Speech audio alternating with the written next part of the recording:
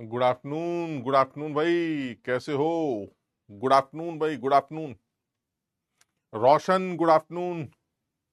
Good afternoon Piyush, Shrinath, Akash, Angad, Akanksha good afternoon. Shashank कैसे हो भाई? अमित, फलाना साहब गुड आफ्टरनून। सुब्रत, क्या हाल है भाई?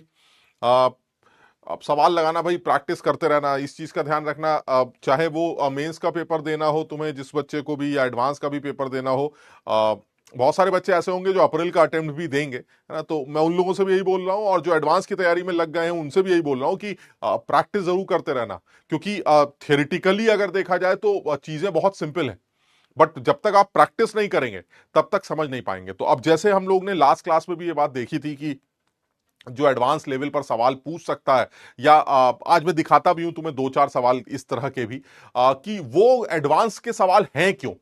मतलब उनमें ऐसा क्या है कि वो एडवांस के सवाल हैं, जबकि मेंस का लेवल भी ठीक ठाक है, मेंस में भी उसी टाइप के सवाल कई बार दिखाई देते हैं। तो वो एडवांस का सवाल क्यों है? तो एडवांस का सवाल कई बार तुमने देखा है, जो मैं नई टर्मिनोलॉजी की बात कर रहा हूं, जो नया ट्रेंड चल रहा है वो ये है कि वो अपने सवालों को ऑर्गेनिक की रिएक्शंस के साथ या फिर इनऑर्गेनिक की रिएक्शंस के साथ जोड़ने की कोशिश करता।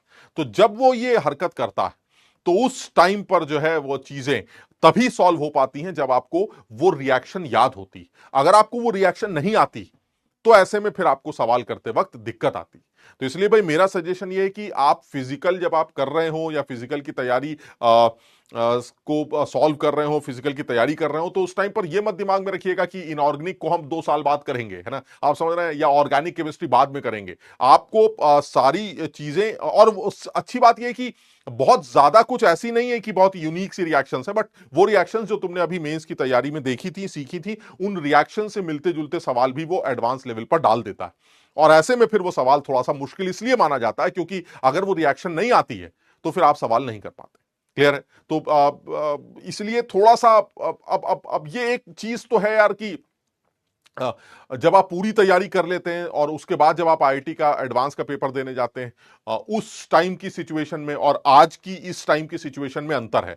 क्योंकि हो सकता है अभी आपने पूरी तरह के सारी रिएक्शंस जो है वो पी ब्लॉक की, या डीएफ ब्लॉक की, या एस ब्लॉक के कम एलिमेंट्स की सारी रिएक्शंस या कंपाउंड्स अभी आपने नहीं पढ़े हों। बिल्कुल लॉजिकल है, क्योंकि मेंस लेवल पर पी ब्लॉक भी बहुत थोड़ा रखा गया था, एस ब्लॉक था ही नहीं शायद, कुछ समझ रहे बात को। तो ऐसे में अभी वो सारी रिएक्शंस तुमने नहीं भी करी। लेकिन मेरा सजेशन ये कि ठीक है, अगर तुमने वो अभी नहीं भी करी है, लेकिन जब तुम्हें वो पढ़ा दी जाएंगी तो जिस टाइम तुम पेपर देने जाओगे, मेन अपना एग्जाम एडवांस का, उस टाइम तक तुम्हें वो रिएक्शंस आती होंगी जिस रिएक्शन पर वो सवाल हमसे पूछता। इसलिए हो सकता है अभी इस तरह के कुछ सवाल तुमको समझ में ना आए, या अभी हो सकता है इस तरह के सवाल तुम्हें बहुत मुश्किल लगे, लेकिन धीरे धीरे करके जब तुम इनऑर्गेनिक ऑर्गेनिक भी कंप्लीट करके आईआईटी का पेपर देने जाओगे, उस टाइम तक तुम्हारी ये चीजें तैयार हो चुकी हो। समझ रहे हो बात को? तो इसलिए थोड़ा सा कोशिश करो, है ना, थोड़ा सा जोर लगाओ, और मुझे ऐसा लगता है कि थोड़ा सा जोर लगाओगे तो किया जा सकता है ना। तो चलिए आज फिर डिस्कशन को आगे बढ़ाते हैं। आज मोल कॉन्सेप्ट के में दो चार सवालों को और थोड़ा सा सोच के देखते हैं, थोड़ा सा और करने की कोशिश करते हैं। तो चलिए, जैसे एक जानबूझ के एक सवाल में लेके आया हूं,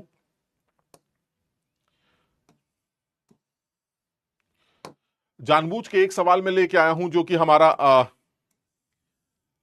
पूछा गया सवाल है, बहुत पुराना सवाल नहीं है। मैं इस सवाल से यह बात दिखाना चाह रहा था कि देख लो, सवाल अब 2020 में एडवांस लेवल पर पूछा गया है, लेकिन सवाल आज भी आसान ही है। सवाल अब भी आसान बोला जाएगा। उसका रीजन यह है कि अगर आप ध्यान से देखें, एक बार आप इस सवाल को ध्यान से देख लें, है ना, इस सवाल को एक बार ध्यान से देख लिया जाए कि क्या कहना चाह रहा है। एल्युमिनियम जो है वो सल्फ्यूरिक एसिड के साथ रिएक्ट कर रहा है, और एल्युमिनियम सल्फेट बना रहा है और हाइड्रोजन बना रहा है।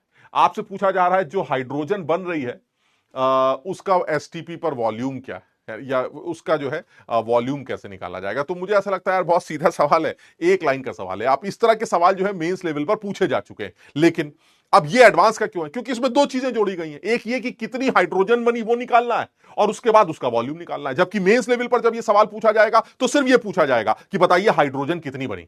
इसने एक चीज और जोड़ दी कि अगर हाइड्रोजन के मोल पता चल जाए तो उसका वॉल्यूम कैसे निकाला जाता है। तो ये तो सारी दुनिया जानती है कि अगर किसी गैस की बात चल रही है और उसका वॉल्यूम, प्रेशर, टेम्परेचर पता हो तो उसके मोल्स निकाले जा सकते हैं, और अगर उसके मोल्स, प्रेशर, वॉल्यूम पता हो तो उसका टेम्परेचर निकाला जा सकता है, और अगर उसका टेम्परेचर, वॉल्यूम और मोल्स पता हो तो उसका प्रेशर प्रेशर निकाला जा सकता है, और अगर उसका प्रेशर, टेम्परेचर और मोल्स पता हो तो उसका वॉल्यूम भी निकाला जा सकता है। तो इसका मतलब ये हुआ सर, ये तो PV is equal to NRT की कहानी है सर, इसमें इतना क्या दिमाग लगाना है। तो इसका मतलब ये हुआ, अगर ध्यान से देखा जाए तो ये एक सिंपल सवाल है जिसके दो टुकड़े, एक सिंपल मोल कॉन्सेप्ट लगाकर गैस का वॉल्यूम निकालना और गैस के मोल्स निकालना, और उस गैस के मोल्स को पीवी एनआरटी की इक्वेशन में पुट करके उस गैस का वॉल्यूम निकालना। क्लियर है ये? यानी मुझे ऐसा लगता है कि अगर मैं ध्यान से देखूं तो इस सवाल के दो टुकड़े हैं और उन दोनों को आपस में जोड़ा गया है। एक तो ये बोल सकते हैं ये mole concept plus gaseous state को जोड़ा गया।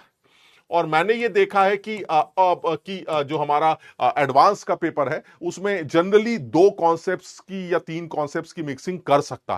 तो तुम लोग इस चीज के लिए तैयार रहना। सवाल बहुत आसान है, बहुत सारे बच्चे इसको कर सकते हैं। एक सेकंड के लिए इसको जल्दी से अपने हिसाब से लिख के देख लेते हैं। मेरे पास जो एल्युमिनियम वो H2SO4 से रिएक्ट कर रहा है। अच्छा, कल मैं तुम लोगों के कुछ कमेंट्स भी पढ़ रहा था जो ऐप पर तुम लोग लिखते हो, उसमें कुछ बार बार ये वाली बात आ रही थी, सर सवाल लिख के किनारे हो जाया करो, सवाल लिख के गिर जाया करो, है सवाल लिख के लेट जाया करो, कुछ इस तरह की कुछ चीजें थी। मैं समझ नहीं पा रहा था उसका पर्पस क्या है। सर सवाल को हमें खुद भी अटेम्प्ट करने दिया करो। यार तुम देखो, गंदी गंदी बातें मत करो यार। सवाल तुमको अटेम्प्ट करने के लिए दे दिया तो मुझे ये कैसे पता चलेगा कि वो सवाल कितने लोगों ने कर लिया, या कितने लोग जब कर ले तो मैं इसको डिस्कस करूं? यार ये तो बहुत टाइम वेस्ट है भाई, ये तो हद टाइम वेस्ट होगा। ये ऐसे में तो हम खेलते रह जाएंगे, इसका कोई फायदा ही नहीं। हाँ, मैंने तुम्हें सवाल दिखाया, हाँ ये मुझे समझ में आता है कि मैं थोड़ा साइड में हट जाऊं ताकि तुम इस सवाल का स्क्रीनशॉट ले सको या फिर तुम इस सवाल को एक बार कायदे से पढ़ सको, ये मुझे लॉजिकल लगता। लेकिन अगर आप ये कहते हैं नहीं नहीं सर आप सवाल दे दीजिए फिर आप आराम से लेट जाइए, फिर उसके बाद 2-4 मिनट बाद उठिएगा, अरे यार ऐसे तो फिर मजा नहीं आएगा ना यार। जो डिस्कशन करना चाह रहे हैं वो कुछ और है। मैं कल भी बोल रहा था, आज भी बोल रहा हूं, तुम हमारी तैयारी को फिजिक्स की तैयारी के साथ या मैथ्स की तैयारी के साथ या किसी और सब्जेक्ट की तैयारी के साथ कंपेयर मत करो। मेरा कराने का तरीका ये नहीं, मेरा कराने का तरीका ये सवाल भी नहीं है। मेरे कराने का तरीका सिर्फ ये है कि आपको ये पता चल जाए कि सवाल जो है वो मिक्सिंग के पूछ सकता है। अब होंगे कब ये हमसे सवाल? ये तब होंगे जब हमें मिक्सिंग में जो जो चीजों की मिक्सिंग हो रही है वो पता चल जाए और वो दोनों कैसे सॉल्व करने वो पता चल जाए। अब मोल कॉन्सेप्ट लगेगा, बस बात खत्म। अब क्या लगेगा, कैसे लगेगा, ये आपको खुद सीखना है। इसके अंदर गैसियस स्टेट का कॉन्सेप्ट लगेगा, क्या लगेगा, कैसे लगेगा, ये आपको सीखना है।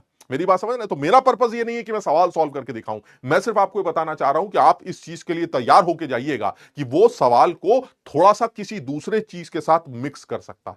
तो अगर आप सिंपल देखें तो दो लोग आपस में रिएक्ट कर रहे हैं और ये तो बहुत ही सिंपल रिएक्शन है। एल्युमिनियम सल्फेट तैयार हो जाएगा और साथ में हाइड्रोजन गैस बन जाएगी। अगर आप इसको कायदे से बैलेंस करना चाहें तो मुझे लगता है कि ये बैलेंस भी किया जा सकता है। यहां 3 लगा दिया जाए, यहां 2 लगा दिया जाए और मुझे लगता है यहां 3 लगा दिया जाए, यानी कुल मिला के अगर देखा जाए तो 3 ये आपकी बैलेंसिंग दिखाई देती।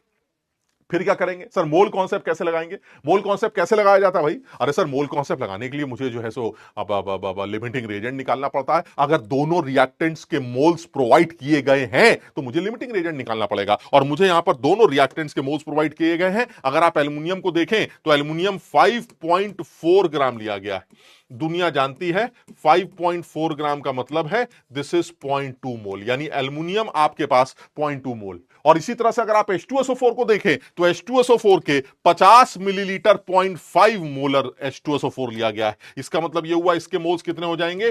50 इंटू 0.5 डिवाइडेड बाय 1000। सर ये इसके मोल हो जाएंगे। क्लियर है और साफ समझ में आता है? सर इन दोनों में जो लिमिटिंग रिएजेंट निकल के आने वाला है वो लिमिटिंग रिएजेंट पक्का, अच्छा ये 50 5 यानी 50 इंटू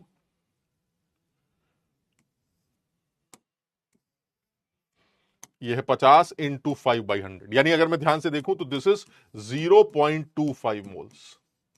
तो अब जल्दी से बता दो लिमिटिंग रिएजेंट कौन सा है? शाबाश, आदित्य कह रहा है, दुनिया कह रही है कि सर ये H2SO4 आपका लिमिटिंग रिएजेंट है। आता है लिमिटिंग रिएजेंट निकालना? अरे सर कैसी गंदी गंदी बातें कर रहे हैं। अगर ये भी नहीं आता होता तो क्या कर रहे होते? लिमिटिंग रिएजेंट निकालने के लिए क्या करते हैं? सबसे पहले कोने में जाते हैं, कॉपी के कोने में जाते हैं और कॉपी के कोने में जाने के बाद क्या होता है सर? कॉपी के कोने में जाने के बाद आप मोल्स को स्टोइचियोमेट्रिक कोफिशिएंट से डिवाइड करते हैं। जिस एलिमेंट या कंपाउंड के लिए ये टर्म मिनिमम निकल के आता है, वही हमारा लिमिटिंग रेजेंट होता है। तो अगर मैं एल्युमिनियम की बात करूं तो एल्युमिनियम के मोल्स कितने हैं? एल्युमिनियम के लिए ये टर्म कितना आ रहा है? दिस इज 0.2 मोल्स हो गए, और स्टोइचियोमेट्रिक कोफिशिएंट कितना है? 2, दिस इज 0.1। और यही चीज H2SO4 के लिए कितनी आ रही है? H2SO4 के मोल्स कितने हैं? 0.25, और स्टोइचियोमेट्रिक कोफिशिएंट कितना है? 3। मेरे ख्याल से सब लोग एग्री करेंगे सर H2SO4 मेरा लिमिटिंग रेजेंट है, because this number is smaller than this number, so if it is a limiting reagent then it will decide the amount of the product. So ultimately 3 mole H2SO4 से 3 मोल hydrogen बनते हैं, तो 0.25 मोल H2SO4 से 0.25 मोल H2SO hydrogen बनेगी। यानी 3 mole H2SO4 अगर आप लेते तो आपके 3 मोल हाइड्रोजन के बनते। अगर आप 0.25 H2SO4 लेके आए तो आपकी भी 0.25 मोल ही बनेगी। यानी हाइड्रोजन के कितने मोल बने? 0.25। और जब गैस के मोल पता चल जाए तो अब आता है गैसियस स्टेट का नंबर। और गैसियस स्टेट क्या कहती है कि आप PV is equal to NRT लगाकर इस गैस का वॉल्यूम निकाल सकते हैं। So this is NRT by P। Value तुम्हें खुद पुट करनी है। दिस इज 0.25, R की वैल्यू दे रखी है 0.082, टेम्परेचर की वैल्यू दे रखी है 300 केल्विन है। कहां गया? 300 केल्विन है। और साथ ही साथ आपको प्रेशर दे रखा है 1 atm। आप इसको धीरे से सॉल्व करिए, और सॉल्व करके मुझे ऐसा लगता है कि इसका आंसर जो है 6.15 लीटर आ जाएगा। क्लियर है? समझ में आ गया? शाबाश, बहुत बढ़िया, इजी सवाल था, सिर्फ ये दिखाने के लिए। और फिर वही, ज्यादा पुरानी कहानी नहीं है। यहीं से तो तुमसे कह रहे थे कि 20 से लेके 25 तक के, 20 से लेके 24 तक के, या 19 से लेके 24 तक के PYQs को देखना शुरू करो, तुम्हें समझ में आएगा कि ठीक है किस लेवल पर डिस्कशन हो रहा है। चलिए ठीक है, क्लियर है, सबको समझ में आ गया होगा ये। शाबाश। अब पीओएसी का तो कोई लॉजिक नहीं है, यहां पर पीओएसी लगाने का कोई लॉजिक नहीं लगता। कि अगर आप चाहें, अगर आप फिर भी जानना चाहते हैं तो मैं ये बोल सकता हूं कि आप अगर यहां पर पीओएसी लगाते हैं तो आप हाइड्रोजन एटम पर पीओएसी लगा सकते हैं, और हाइड्रोजन एटम पर पीओएसी लगाकर इस हाइड्रोजन के मोल्स निकाल सकते हैं। और वैसे भी यार साफ समझ में आता है, 3 मोल से अगर 3 मोल बन रहे हैं जबकि बैलेंस इक्वेशन तुम्हारे सामने है, तो काय का पीओएसी सीधे सीधे सॉल्व कर सकते हैं। 22.4 वाला क्यों नहीं निकाला? हाँ देव चौधरी, 22.4 से भी कर सकते हो, जैसा दिल करे वैसे कर सकते हो, उसमें कुछ नया नहीं है यार, समझो बात को। आसान सी बातें। चलिए सर नेक्स्ट सवाल पर आते हैं। ये लीजिए नेक्स्ट सवाल लेते हैं। ये बिल्कुल एक्सपेक्टेड सवाल है। जिस लेवल पर, अच्छे लेवल पर अगर जेई खेल रहा है तो ये एक्सपेक्टेड सवालों की कैटेगरी में डाल देना चाहिए। अगर जेई अच्छे लेवल के सवालों की बात कर रहा है तो एडवांस लेवल पर एक छोटा सवाल, बढ़िया सवाल, एक ऐसा सवाल जो लोगों से गलत भी हो सकता है, चेंज हो सकता है। ठीक। हाँ, एसटीपी की जो बात बोल रहे हैं उसमें सिर्फ यही ध्यान रखना कि अगर उसने एसटीपी की कंडीशन दे रखी है तभी आप एसटीपी की बात करिए। अगर एसटीपी की कंडीशन नहीं है तो फिर ये नहीं कर सकते। एल्युमिनियम पर पीओईसी लगा के अचार डालोगे, अगर तुमने एल्युमिनियम पर पीओईसी लगाया तो एल्युमिनियम सल्फेट का पता चलेगा ना। अबे एल्युमिनियम कहां गया? हाइड्रोजन के अंदर गया या एल्युमिनियम सल्फेट के अंदर? एल्युमिनियम सल्फेट के अंदर। तो आपको एल्युमिनियम सल्फेट की इंफॉर्मेशन मिलेगी। मुझे हाइड्रोजन के मोल चाहिए, तो हाइड्रोजन के मोल निकालने के लिए H2SO4 का सहारा लेना पड़ेगा, और H2SO4 में हाइड्रोजन है, और उस H2SO4 की सारी हाइड्रोजन H2 के अंदर है। लेकिन जब रिएक्शन बैलेंस दे रखी है तो पीओईसी का जरूरत क्या है? 3 मोल बनाते हैं, यही तो पीओईसी है यार। हाइड्रोजन के एटम्स कंजर्व हैं, तभी तो तुमने बैलेंस की होगी, और इसकी बैलेंसिंग से ही तो आंसर निकला होगा। क्लियर है? समझ रहे बात को? समझ में आई ना? चलिए सर यहां पर आते हैं। ये अच्छा सवाल, एक बार मैं सवाल तुम्हें दिखा देता हूं। मैं जमीन पर लेट जाता हूं, जैसा कि बच्चों ने कहा था कि सर सवाल देने के बाद आप लेट जाया करिए जमीन पर, और उसके बाद जो है आप इस सवाल को सॉल्व करिए। तो मैं आपको दूर खड़े होके ये सवाल पढ़ के सुना देता हूं। अ सैंपल ऑफ क्ले, एक गीली मिट्टी है जिसमें 50% सिलिका है, 10% पानी है, और 40% गंदगी है। चलिए ठीक। The sample is partially dried. इस मिट्टी के सैंपल को, जो गीली मिट्टी का सैंपल है, इसको थोड़ा सा गर्म कर दिया आपने, ड्राई कर दिया, पार्शल, पूरा नहीं सुखाया, पार्शल ड्राई कर दिया। हुआ, उससे हुआ क्या? पार्शल ड्राई करने से चैट ऑफ कर दीजिए। बहुत बढ़िया, एक समझदार बच्चे ने याद दिला दिया है, चैट ऑफ कर देते हैं। तो अगर मैं इसको पार्शल ड्राई करता हूं तो क्या हो? तो अगर आप इसको पार्शल ड्राई करेंगे तो जो भी गीली मिट्टी में पानी है उसका कुछ हिस्सा उड़ जाएगा, और तो कुछ होता नहीं, सुखाने से, गर्म करने से, आग लगाने से पानी जो है वो थोड़ा बहुत कम हो जाएगा। तो वो कह रहा है कि भाई अगर मैं इसमें इसको पार्शली ड्राई करूं तो 8 ग्राम पानी कम हो जाता है। तो मैंने कहा अच्छा ठीक है। अच्छा अगर ऐसा है तो अब जो पार्शियल ड्राई क्ले है आपके पास, जो पानी सूखने के बाद या पानी कम होने के बाद जो बची, उसमें जो सिलिका की परसेंटेज है वो 52% है। यानी पहले सिलिका 50 थी पूरी गीली मिट्टी में, और उसके बाद जो पार्शियल ड्राई क्ले है उसके अंदर जो सिलिका है वो 52%। आपसे पूछा जा रहा है कि आप बता सकते हैं कि पार्शियल ड्राई क्ले में पानी की परसेंटेज क्या है। यानी पहले भले ही पानी की परसेंटेज 10% रही हो, लेकिन अब जो पार्शियली ड्राई होने के बाद पानी बचा उसकी परसेंटेज क्या है। तो मैंने कहा देखिए बहुत आसान है, मुझे अगर पार्शियल ड्राई क्ले के अंदर परसेंटेज निकालनी तो मुझे मेरा अकल ये कहता है कि परसेंटेज वाटर किसके अंदर, पार्शियली ड्राई क्ले। तो percentage of water in partially dry clay ये होना चाहिए wait of water, wait of water साथ ही साथ divided by weight of partially dried clay, बिल्कुल सही है, इनटू 100। सर ये मेरा आंसर है। यानी मुझे जो जोर लगाना है वो जोर किस पे लगाना है, मुझे जो जोर लगाना है वो है पानी का वेट चाहिए मुझे पार्शली ड्राई क्ले में, फिर उसके बाद उस पार्शली ड्राई क्ले का वेट बताइए और 100 से मल्टीप्लाई कर दीजिए। ठीक है चलिए तो एक काम करते हैं, अब मैं यहां पर शुरुआत करता हूं लेट से।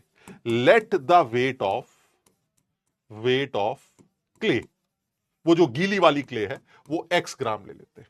तो अगर ये x ग्राम है तो सिलिका कितनी होगी सर, उस गीली के अंदर जो सिलिका है वो 50% है, बिल्कुल सही है।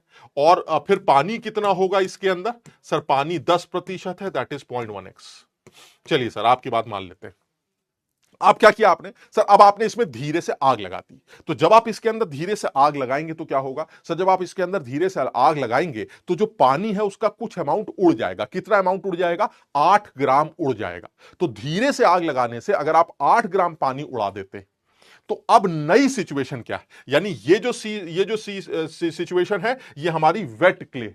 अब क्या होगा आग लगाने के बाद, नाउ जब आप इसके अंदर आग लगा देंगे तो जो पानी है वो 8 ग्राम कम हो जाएगा। तो अगर अब मैं ये कहूं कि पार्शियली ड्राइड क्ले, अब पार्शियली ड्राइड क्ले का वेट कितना है, सर ये 8x - 8 ग्राम, सही है। ये 8 ग्राम पानी उड़ गया, तो अगर 8 ग्राम पानी का लॉस हो गया तो 8 टोटल क्ले अगर x ग्राम थी उसमें से 8 ग्राम पानी निकल गया, तो अब जो पार्शियल ड्राई क्ले बची वो x - 8 ग्राम बची।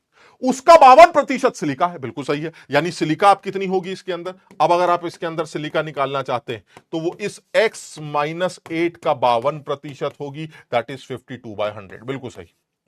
लेकिन सर आग लगाने से सिलिका के वेट में तो कोई कमी नहीं आई होगी, जो सिलिका आपकी पहले थी वही सिलिका तो अब भी रहेगी। यानी अब पहले आपके जो सिलिका का वेट था वो 0.5x था, और अब आग लगाने के बाद जो सिलिका का वेट है वो ये है। तो आग लगाने से सिलिका के वेट में तो कोई कमी नहीं आएगी सर, सिलिका तो जैसे पहले थी उतनी अब भी रहेगी। इसका मतलब ये हुआ अगर मैं अब इन दोनों के वेट को इक्वेट कर दूं, वेट ऑफ सिलिका क्ले के अंदर is equal to weight of silica partially dried clay के अंदर, पार्शली ड्राइड क्ले के अंदर। तो अगर मैं इन दोनों को आपस में इक्वेट करता हूं तो क्या लगता है भाई साहब, अगर आप इन दोनों को इक्वेट करते हैं तो यह आ जाएगा 0.5x is equal to x - 8 का 52%, बिल्कुल सही लगता। और यहां से आप x कैलकुलेट कर सकते हैं, ये 208 ग्राम आए। यानी जो क्ले आपने ली थी वो 208 ग्राम ली थी। अब बताइए आप क्या चाहते हैं सर, अब मुझे अगर ये पता चल जाएगी क्ले 208, तो मुझे ये भी पता चल गया कि आप जो हमारा क्ले पार्शियली ड्राइड क्ले है उसमें पानी कितना है। जरा बताइए पार्शियली ड्राइड क्ले में पानी कितना है, पहले पानी कितना था सर, पहले पानी 0.1x था और उसमें से 8 ग्राम पानी कम हो गया, तो अब पानी कितना है, यानी वाटर अब जो होगा weight of water in what, in partial dried clay कितना है, दिस इज 0.1x - 8। कितना आ जाएगा भाई साहब ये, सर ये 0.1x 20.8 हो जाएगा, उसमें से 8 चले जाएंगे तो ये आ जाएगा तो 20.8 है ना, यानी ये 12.8 ग्राम आ जाएगा। ये आपका पानी हो गया। तो अब बताइए जरा परसेंटेज कैसे निकल के आएगी, चलिए परसेंटेज निकालते हैं। परसेंटेज ऑफ वाटर कितना आ जाएगा, वेट जितना भी है आपका 12.8 divided by partial dried clay का वेट कितना है 208। नहीं, ये 208 क्ले का है। पार्शियल ड्राइड का कितना है सर 208 में से 8 ग्राम पानी कम हो गया तो पार्शियल ड्राइड का वेट हो जाएगा 208 माइनस 8 इंटू 100। सर आप सॉल्व कर लीजिए, ये 6.4 ग्राम निकल के आएगा, बल्कि परसेंटेज की बात करें तो 6.4% निकल के आएगा। कुछ समझे बात को? यानी अल्टीमेटली अगर आप देखें तो पार्शियल ड्राई क्ले के अंदर जो पानी की परसेंटेज है वो 6.4 निकल के आएगी। सवाल इसलिए अच्छा है कि थोड़ा सा कंफ्यूजिंग सा लगता है, बस मेरी बात समझ रहे हैं? तो सर एक ये अच्छा मेथड है जिसमें आपने ये बोला कि जो क्ले है उस क्ले का इनिशियल वेट लेकर उसमें से पानी 8 ग्राम कम कर दिया तो जो क्ले है उसका वेट x है, तो जो पार्शियल ड्राई क्ले है उसका वेट x माइनस 8 हो जाएगा और उस x की वैल्यू आपने सिलिका के वेट्स को इक्वेट करके निकाल ली। यानी पार्शियली ड्राई क्ले का वेट 208 माइनस 8 और उसमें पानी जो होगा वो पहले 0.1x था, उस 0.1x में से 8 ग्राम कम हो गया तो जो पानी होगा पार्शियल ड्राई क्ले के अंदर वो 0.1x माइनस 8 होगा। What is 0.1x? Sir 0.1x की वैल्यू होगी 20.8, उसमें से 8 माइनस कर दिया तो वो आ गया आपका 12.8। So weight of water divided by total weight of clay partial dry clay into 100 will be the percentage of water in the partial dry clay sample. Clear है? जल्दी से बताओ, ये बात समझ में आ गई? क्या ये बात सबके समझ में आ गई? जल्दी से बताओ, क्या ये बात समझ में आ गई?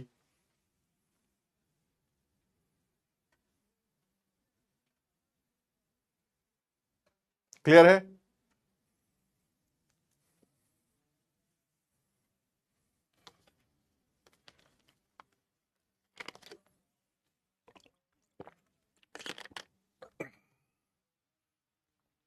शाबाश, सही। मुझे एक चीज बताओ, मैं ऐसे ऐसे मेरे दिमाग में आया ये बात, मैं ऐसे पूछ रहा हूं तुमसे। आप ऐसे चैट ऑफ नहीं कर रहा हूं 1 मिनट के लिए। तुम ये बताओ, जैसे क्ले क्ले की बात कर रहा हूं तो ये मान लो ये है हमारा क्ले, दिस इज क्ले, है ना, और 100 ग्राम। तो इस क्ले में जो सिलिका है और जो गंदगी है, कुछ भी ले लेते हैं, इंप्योरिटी ले लेते हैं, कुछ भी ले लेते हैं, इम्प्योर सैंपल, और ये हो गया आपका पानी H2O। तुम ये बताओ, क्या ये कहना ठीक है कि अगर मैं क्ले का 100 ग्राम ना लेकर क्ले का 200 ग्राम लूं तो भी यही होगा? This is silica, this is impurity and this is पानी। अब मैंने फिर से वही गीली क्ले ले ली 200 ग्राम, ये 100 ग्राम ली थी, ये 200 ग्राम ले लेते हैं। तुम बताओ, क्या यहां के लिए ये लिखना ठीक है कि wait of silica divided by weight of, ऐसे ले लेता हूं मैं, इंप्योरिटी, कुछ भी ले लेता हूं, impurity is equal to weight of silica divided by weight of impurity. बताओ ये ठीक लगता है? यहां पर जो सिलिका का वेट है और जो उसका इंप्योरिटी का रेशो है वो यहां पर सिलिका और इंप्योरिटी के रेशो के बराबर होगा। They both are clay.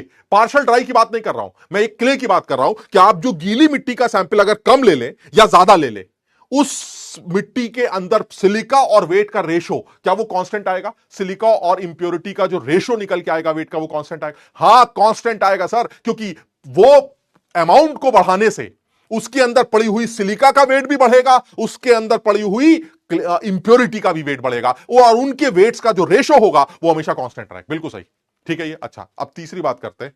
मान लो मैं एक पार्शियल ड्राई क्ले ले आऊं, इसी क्ले को अगर मैंने सुखा दिया, मान लीजिए इसी क्ले को मैंने हीट कर दिया।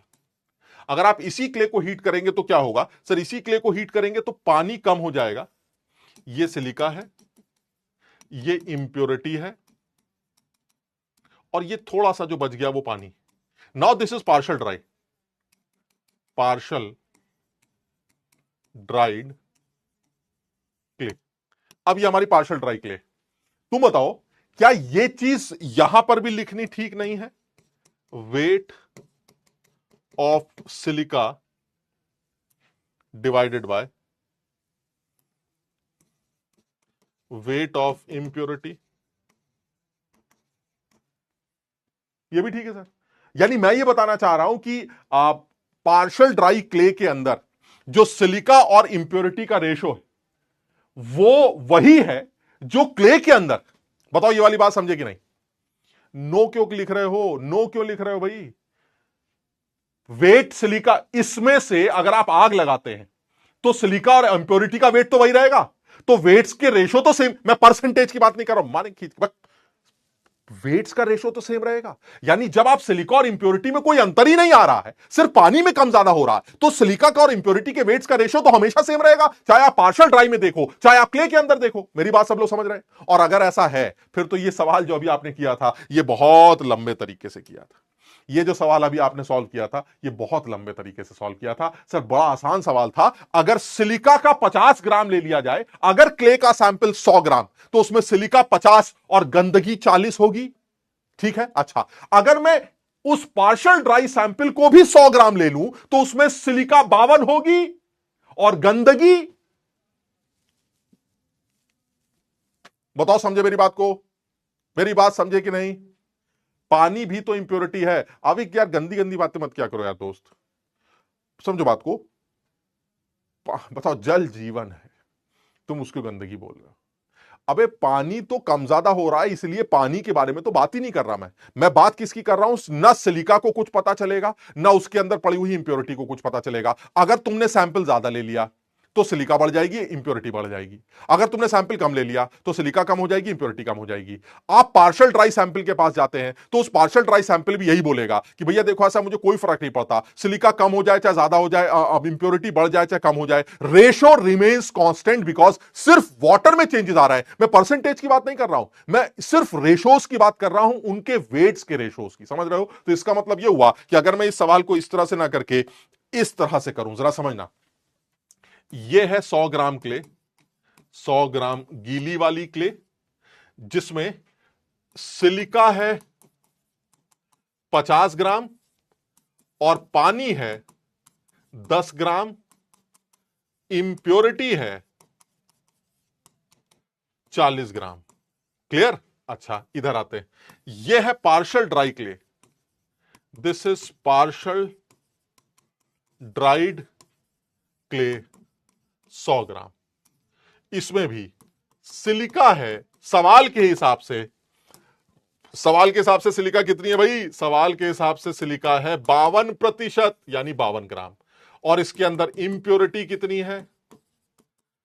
इंप्योरिटी कितनी है सर? ये है 100 माइनस कितना आ जाएगा भाई? ये 52 है इंप्योरिटी, और अल्टीमेटली वो हमारा कितना बचेगा? बचा हुआ आदमी कितना होगा? अगर पानी x है तो ये हो जाएगा 100 minus 52 plus x, so this is 48 minus x। बताओ समझे मेरी बात को?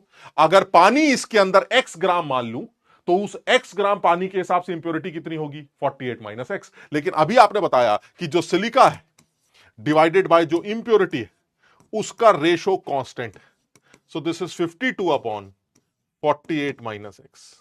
आप इससे x की वैल्यू सॉल्व कर लीजिए, आपको 6.4 ग्राम पानी मिल जाएगा इस 100 ग्राम पार्शियल ड्राई क्ले में। So the percentage is what? सब परसेंटेज इज 6.4। जल्दी बताओ समझ में आया कि नहीं? जल्दी बताओ समझ में आया कि नहीं? शाबाश। 52 upon 48 minus x is equal to 50। शाबाश, बहुत बढ़िया, बहुत बढ़िया। हाँ रीता देवी, तुम भी सही कह रहे हो बेटा, तुम पानी के अलावा चीजों को जोड़ रहे हो, वो भी ठीक, वो भी ठीक। जल्दी बताओ समझ में आई ये बात? यानी मैं ये बताना चाह रहा हूं कि आप इस सवाल को तो इस तरह से भी कर सकते थे, बेकार में इतना ड्रामा करने की क्या जरूरत थी? बहुत सीधा तरीका है सर, आसानी से इसको सॉल्व कर सकते थे। क्यों? क्योंकि मैंने एक चीज कर ली है कि आप चाहे कुछ भी कर लीजिए, ये टर्म हमेशा कांस्टेंट रहे। This is a constant value. कौन सा term constant? Wait of silica divided by weight of impurity. Ratios, मैं वेट्स को बराबर नहीं बोल रहा हूं, मैं इन दोनों के वेट्स के रेशो को हमेशा कांस्टेंट बोल रहा हूं, चाहे वो क्ले हो चाहे वो पार्शियल ड्राइड क्ले हो, ये बात कर रहा हूं। बताइए मेरी बात समझे? नहीं, मोहम्मद सैफ पूछ रहे हैं कि पार्शियल ड्राई क्ले में तो मास लॉस हो जाएगा, आपने अगर यहां 100 ग्राम लिया था तो वहां आपने 100 ग्राम क्यों ले लिया? तुम समझो, ये 100 ग्राम है, ये हमारी गीली मिट्टी, खत्म, भूल जाओ।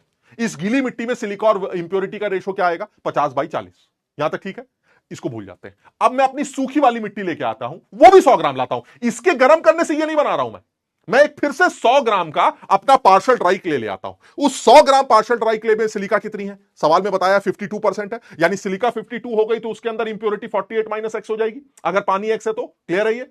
इसका मतलब ये हुआ सर, अभी आप बता चुके हैं इररिस्पेक्टिव ऑफ द अमाउंट, चाहे वो क्ले हो चाहे वो पार्शियल ड्राई क्ले हो, the wait of silica divided by weight of impurity remains constant. तो इसका मतलब यहां पर सिलिका और इंप्योरिटी का रेशो और जो यहां पर सिलिका इंप्योरिटी का रेशो होगा वो हमेशा कांस्टेंट होगा, और इससे आप आसानी से x की वैल्यू निकाल सकते हैं। बताओ जल्दी से समझ में आया कि नहीं? ये अननेसेसरी इतना ड्रामा करने की जरूरत नहीं है, एक खूबसूरत सवाल। लेकिन ये सोच क्या है? सोच ये है कि सर मैंने सिर्फ ये बात समझ में आई मुझे कि भाई ये हमारा गीली मिट्टी है, ये हमारी ज्यादा गीली मिट्टी है, और ये हमारा पार्शियल ड्राई। इन तीनों केसेस में सर एक ही बात मुझे समझ में आती है कि ये रेशो कभी चेंज नहीं हो सकता सर, ये रेशो हमेशा कांस्टेंट होगा। यहां पर सिलिका का वेट कुछ और होगा, यहां पर सिलिका का वेट कुछ और होगा, यहां पर सिलिका का वेट वही होगा जो यहां, अब क्योंकि मैंने इसी को गर्म किया। लेकिन अगर मान लो ये कोई और सैंपल भी होता 50 ग्राम पार्शियल ड्राई, उसके अंदर जो सिलिका का वेट होगा वो कुछ और होगा। लेकिन इन तीनों जगहों पर सिलिका और इंप्योरिटी का जो रेशो होगा वो हमेशा कांस्टेंट होगा। जल्दी बताओ समझ में आया कि नहीं? ये वाली बात समझ में आई?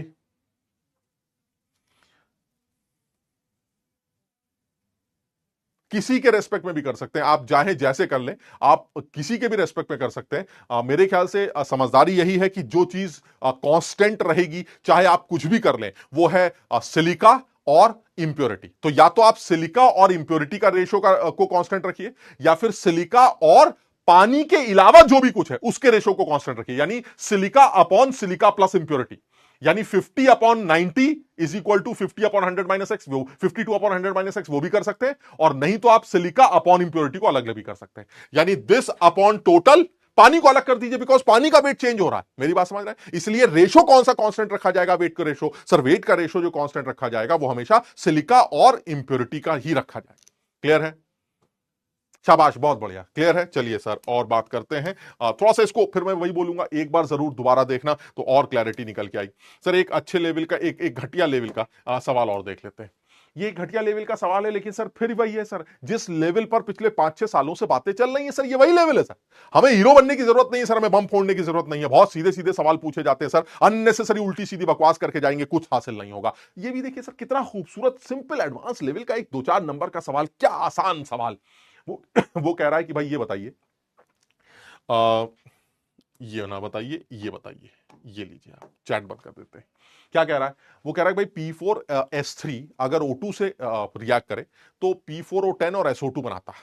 चलिए ठीक है, ये एक सेकंड सर मैं लेट जाता हूं। ये लीजिए मैं लेट गया। P4S3 8O2 के साथ रिएक्ट करके ये रिएक्शन हमें दे रखी है। ठीक, वो कह रहा है कि मिनिमम मास ऑफ P4S3 कितना, अगर आपको दोनों प्रोडक्ट का 1 ग्राम कम से कम बनाना हो तो, यानी ये दोनों लोगों को अगर कम से कम 1-1 ग्राम बनना है तो P4S3 मिनिमम कितना लिया जाएगा, ये सवाल। तो मैंने कहा ये तो बहुत ही सीधा सवाल है। क्यों हम कह रहे हैं कि ये एडवांस का सवाल होना चाहिए? मैं इसलिए इसको एडवांस का सवाल कह रहा हूं क्योंकि सर पूछने का तरीका नया है सर।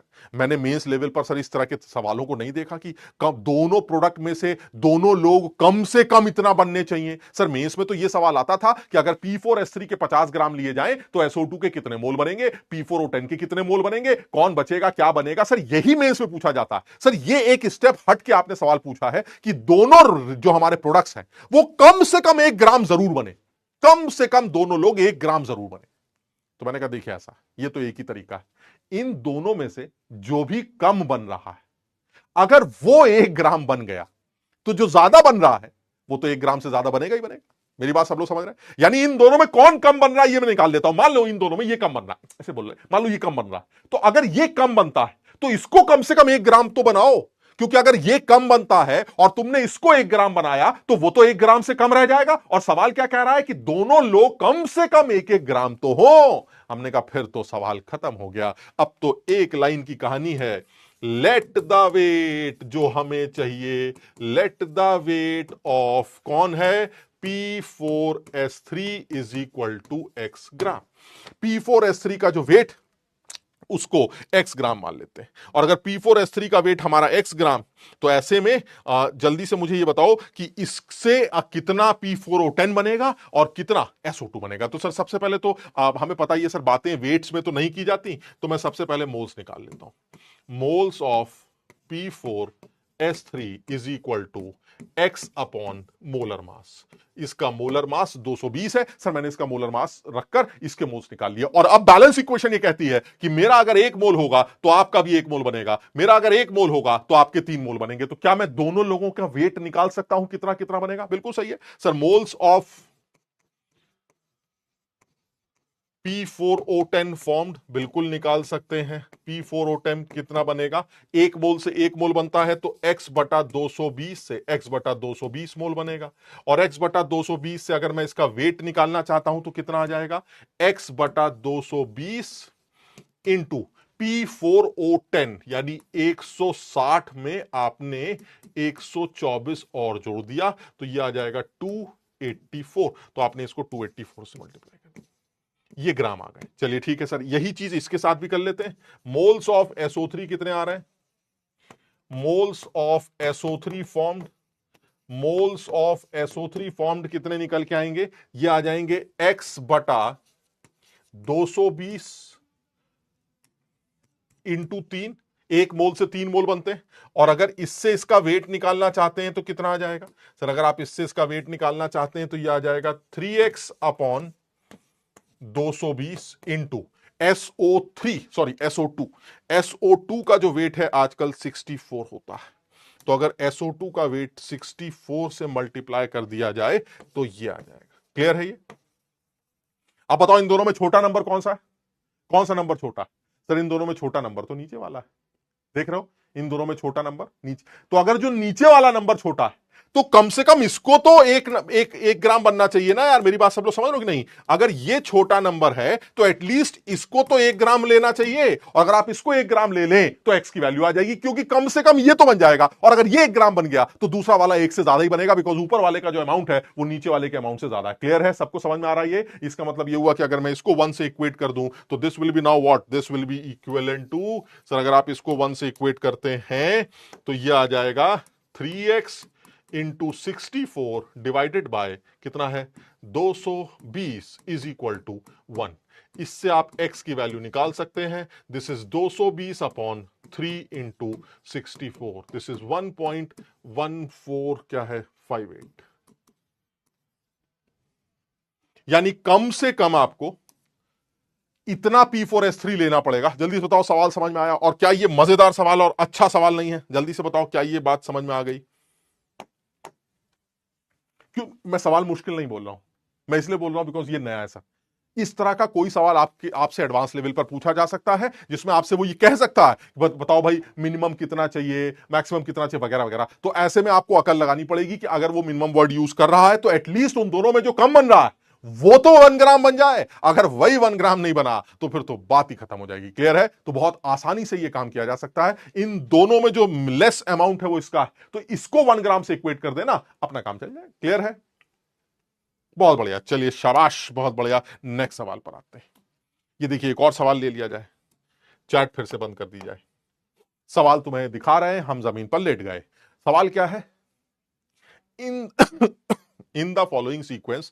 अब देखो ये वही है यार जो जिसके बारे में मैं बात कर रहा था। तुम एक बात देख लो, है ना, क्योंकि ऑर्गेनिक की रिएक्शन है तुमने, और इसमें एक भी स्टेप फिर वही वाली बात आती है सर। सर मान लीजिए सर हम कैसे करेंगे सर, आप सारी रिएक्शन कैसे याद करेंगे? लेकिन मैं तुमसे फिर वही बोलूंगा कि अगर मैं ऑर्गेनिक के रेस्पेक्ट में बात कर रहा हूं तो वो रिएक्शंस ऐसी होती हैं जो बिल्कुल स्ट्रेट होती हैं, बहुत सिंपल और बहुत इंपॉर्टेंट रिएक्शंस को ही वो अपने सवालों में यूज करता है। तो जो बच्चा ये रिएक्शंस नहीं जानता फिर इसका मतलब है उसने सही से तैयारी नहीं कर रखी है, उसको और अच्छी तरह से पढ़ना चाहिए ताकि एटलीस्ट क्योंकि ये वो कॉमन रिएक्शंस है, बल्कि नेम्ड रिएक्शंस है, इसमें कई तो नेम्ड रिएक्शंस हैं जिस पर हमसे सवाल हर तरह से ऑर्गेनिक में पूछे जाते हैं। तो इसका मतलब कि जब भी कभी ऑर्गेनिक से रिलेटेड कोई सवाल आएगा वो सवाल ऐसी रिएक्शन से आएगा जो बहुत ही स्टैंडर्ड रिएक्शंस होंगी, बहुत ही फेमस रिएक्शंस होंगी, जिनको हम बहुत अच्छी तरह से पहले से जानते होंगे।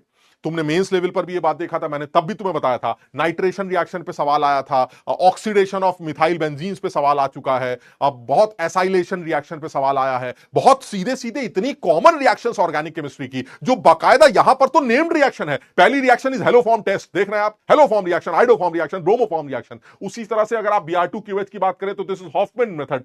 समझ रहे बात को? तो मुझे ऐसा लगता है कि यार ये तो नेम्ड रिएक्शन है भाई, आप ये तो आनी ही चाहिए। तो बस अगर ऐसा आप कर लेंगे तो आपका डर निकल जाएगा। तो मेरा सवाल पर्पस ये सवाल कराने का नहीं, मैं ये दिखाना चाह रहा हूं कि कुछ सवाल पहले आपसे इस तरह के सवाल पूछा गया था जिसको वही बच्चा कर पाया था जिसको ये सारे स्टेप्स पता है। लेकिन सर अगर हमें ये सारे स्टेप्स ना पता हो तो मैं यही बोलूंगा शायद तुमने उस चीज को सही से नहीं पढ़ा है, क्योंकि जब भी कभी ऑर्गेनिक से रिलेटेड सवाल आएगा स्टेप्स इतने स्टैंडर्ड होंगे कि गलत हो ही नहीं सकता अगर आप पढ़ के गए थे तो। ठीक है, तो अगर मैं रिएक्शंस की भी बात करूं तो मुझे लगता है सब लोग एग्री करेंगे। जो हमारा पहला रिएक्शन है ये हेलो फॉर्म रिएक्शन है, और इसमें एसिडिफिकेशन के बाद बेंजोइक एसिड बनता है। ये जो CH3 ग्रुप है, ये CH3 group, this is CH3CO group. और हमने पढ़ा है कि आइडोफॉर्म हेलोफॉर्म रिएक्शन में जो CH3CO ग्रुप है, इसका ये जो CH3 वाला पार्ट है, ये यहां से ब्रोमोफॉर्म बन के बाहर निकल जाएगा, और साथ ही साथ आपका एसिडिफिकेशन के बाद का बेंजोइक एसिड बनेगा। अब इस बात को सब लोग ध्यान रखेंगे, जब पढ़ेंगे तो उनको ये बात समझ में आ जाएगी। जब आप अमोनिया के साथ फाइनली इसकी हीटिंग करेंगे तो आपको एक अमाइड देखने को मिलेगा, यानी जो आपका नेक्स्ट आंसर बनेगा वो आएगा बेंजीन कार्बोक्सामाइड। क्लियर? उसके बाद जब आप Br2QH करेंगे, दिस इज हॉफमैन रिएक्शन, आपको याद होगी हॉफमैन डिग्रेडेशन मेथड, जिसके अंदर हॉफमैन ब्रोमाइड मेथड, जिसमें CONH2 को सीधे सीधे एनिलीन में कन्वर्ट किया जाता है, यानी NH2 बन जाएगा खूबसूरत एनिलीन। और एनिलीन में नाइट्रोजन इतना स्ट्रॉन्ग एक्टिवेटिव सिस्टम है कि जब आप ब्रोमिनेशन करेंगे तो वो तीनों तरफ खट खट खट ट्राई ब्रोमो सब्स्टिट्यूटेड प्रोडक्ट बना देगा। Finally this is NH2 Br Br Br, ये आपका फाइनल प्रोडक्ट बनेगा। तो अब फिर वही वाली बात आती है, तुम बताओ क्या ये सवाल जो है तुम्हारे और जो सवाल तुमने फिजिकल केमिस्ट्री में किए, क्या उन सवालों से ये आसान नहीं? हाँ सर ये तो उनसे आसान, ये तो बिल्कुल आसान है, आप करके देखिए। आप अब करना क्या है सर, अगर मैं इसके 10 मोल लेता हूं तो इसके कितने मोल बनेंगे, ये सवाल। अरे सर ये तो बहुत ही आसान सवाल है, इसके 10 मोल से इसके कितने मोल बनेंगे? सर इसके 10, इसके 10, इसके 10, इसके 10, इसके 10, खत्म हो गया सवाल। बात तो तुम्हारी सही है, लेकिन बीच में उसने ये बात बोली है कि फर्स्ट रिएक्शन का yield is only 60%।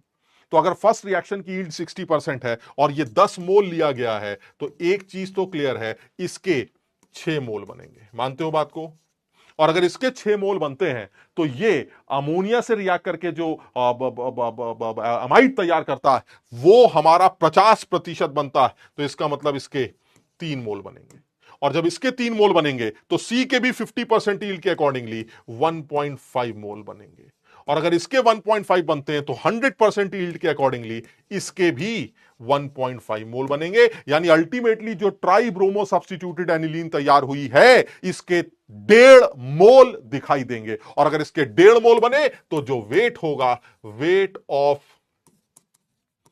Try bromo aniline, tribromoaniline is equal to what sir? This is 1.5 into molar mass, and this is 495 gram. समझो बात क्लियर है? सबको ये बात समझ में आ रही है? मैं सिर्फ ये बताना चाह रहा था कि तुम बिल्कुल तैयार रहना कि तुमसे जेई एडवांस लेवल पर मोल कॉन्सेप्ट के चैप्टर में उस रिएक्शन को इस्तेमाल करेगा जिसमें ऑर्गेनिक रिएक्शन का इस्तेमाल हो या इनऑर्गेनिक की किसी कॉमन रिएक्शन का इस्तेमाल हो, वो बिल्कुल हमसे इस तरह के सवाल पूछ सकता। जल्दी से बताओ क्या ये सवाल सबके समझ में आ गया? फिर मैं यही बोलूंगा, सवाल कराना मेरा पर्पस नहीं था, तुमको ये बात बताना चाह रहा हूं कि चांसेस, प्रोबेबिलिटी इस बात की है कि वो ऐसी रिएक्शंस का इस्तेमाल करे जो आपने भले ही सुन रखी हो लेकिन आपको सवाल करना पड़े। क्लियर है? और रत्ना मिश्रा आप कह रहे हैं पोल करवा दीजिए। आज छोड़ो यार, कहां टाइम पास कर रहा हो भाई, टाइम ही नहीं है यार, आदमी एडवांस की तैयारी कर रहा है। समझो बात को। क्लियर है? इजी सवाल था, बहुत बढ़िया। चलिए नेक्स्ट सवाल पर आते हैं, नेक्स्ट पॉइंट पर आते हैं। नेक्स्ट सवाल भी देखो तुम्हें दिखाना चाह रहा हूं, एक बार पढ़ लो। सेम सवाल है और हाल फिलहाल में पूछा गया, इसका मतलब है वो ट्रेंड है, इस ट्रेंड पर बातें चल रही क्योंकि ये हाल फिलहाल में पूछा है।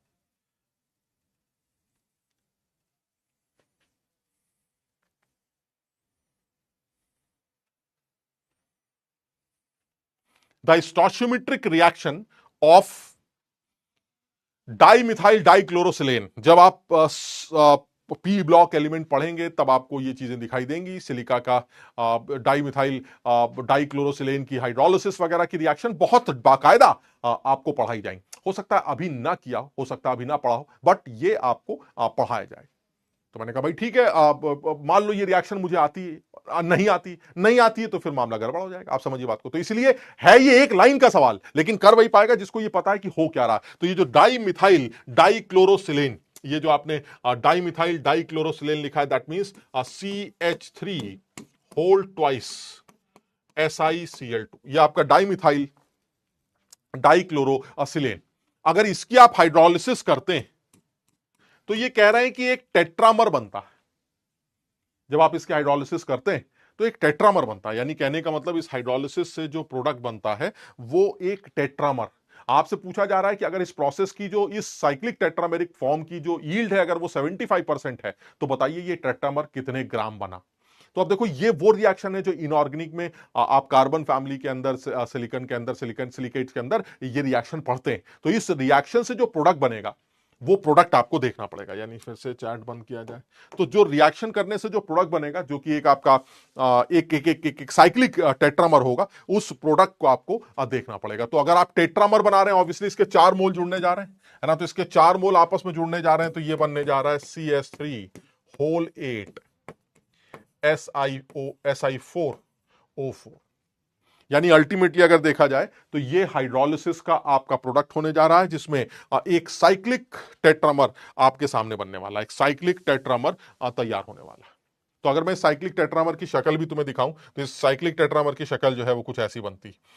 ये सिलिका हो गया, ये ऑक्सीजन हो गया, ये फिर से सिलिका हो गया, ये ऑक्सीजन हो गया, ये फिर से सिलिका हो गया, ये ऑक्सीजन हो गया, 1 2 3, और ये सिलिका हो गया। ये आपका साइक्लिक टेट्रामर। ये देखिए आप CH3 CH3 CH3 CH3 CH3 CH3 CH3 CH3, यानी अल्टीमेटली ये जो टेट्रामर वो ये बना। तो मैंने कहा ठीक है सर, और ये रिएक्शन नॉर्मल रिएक्शन है, आप देखेंगे आपको ये पढ़ा दी जाएगी। अब सोचो जिसको ये रिएक्शन आती है वो क्या कहेगा, तो क्या घटिया सवाल है। 4 मोल से अगर 1 मोल ये साइक्लिक टेट्रामर बनता है तो फिर इतने मोल से कितने बनेंगे। खत्म हो गया सवाल सर, कुछ भी नहीं करना सर। 516 ग्राम जो आपको डाइमिथाइल डाइक्लोरोसिलेन दे रखा है, आप सबसे पहले ये निकालिए कि सर इस 516 ग्राम के आपने सवाल में कितने मोल्स हमें प्रोवाइड किए हैं। तो अगर मैं इस 516 ग्राम से मोल्स कैलकुलेट करूं तो जो मुझे इस डाइमिथाइल डाइक्लोरोसिलेन के मोल्स दे रखे हैं वो है 516 डिवाइडेड बाय इसका molecular weight, and they are 4 mole. यानी अल्टीमेटली अगर मैं ध्यान से देखूं तो मुझे इस आदमी के 4 मोल दे रखे हैं। बैलेंस इक्वेशन के हिसाब से 4 मोल 1 मोल बनाते हैं, सवाल में 4 ही मोल दे रखे हैं। इसका मतलब इस आदमी के या इस साइक्लिक टेट्रामर के कितने मोल बनेंगे सर, इसके 1 मोल बनने चाहिए थे, लेकिन क्योंकि ये 75% ईल्ड देता है इसलिए अल्टीमेटली 75% ही बनेंगे। सो अल्टीमेटली इस साइक्लिक टेट्रामर के 0.75 मोल्स तैयार हो गए। यानी अगर इस साइक्लिक टेट्रामर के 0.75 मोल्स तैयार होते हैं तो ये टोटल कितना बनेगा वेट के तौर पर। तो अगर आप इसका वेट कैलकुलेट करना चाहते हैं तो this weight is equal to 0.75 into आप इसके मॉलिक्यूलर वेट से मल्टीप्लाई कर देंगे। नाउ दिस इज 222 ग्राम, इसका मॉलिक्यूलर वेट 296 होगा। आप मल्टीप्लाई करके देखेंगे आपको फाइनल आंसर 222 ग्राम मिल जाएगा। है एक कौड़ी का सवाल तब जब आपको यह पता हो कि वो साइक्लिक टेट्रामर कैसा, क्योंकि अगर आपको इसका फॉर्मूला नहीं आता तो आप इसका मॉलिक्यूलर वेट नहीं निकाल पाएंगे। अगर आप इसका मॉलिक्यूलर वेट नहीं निकाल पाए तो ऐसे में फिर आप इस आदमी का अमाउंट नहीं निकाल पाएंगे। जल्दी से बताओ, क्या ये बात जल्दी से बताओ समझ में आई? क्या ये क्लियर है?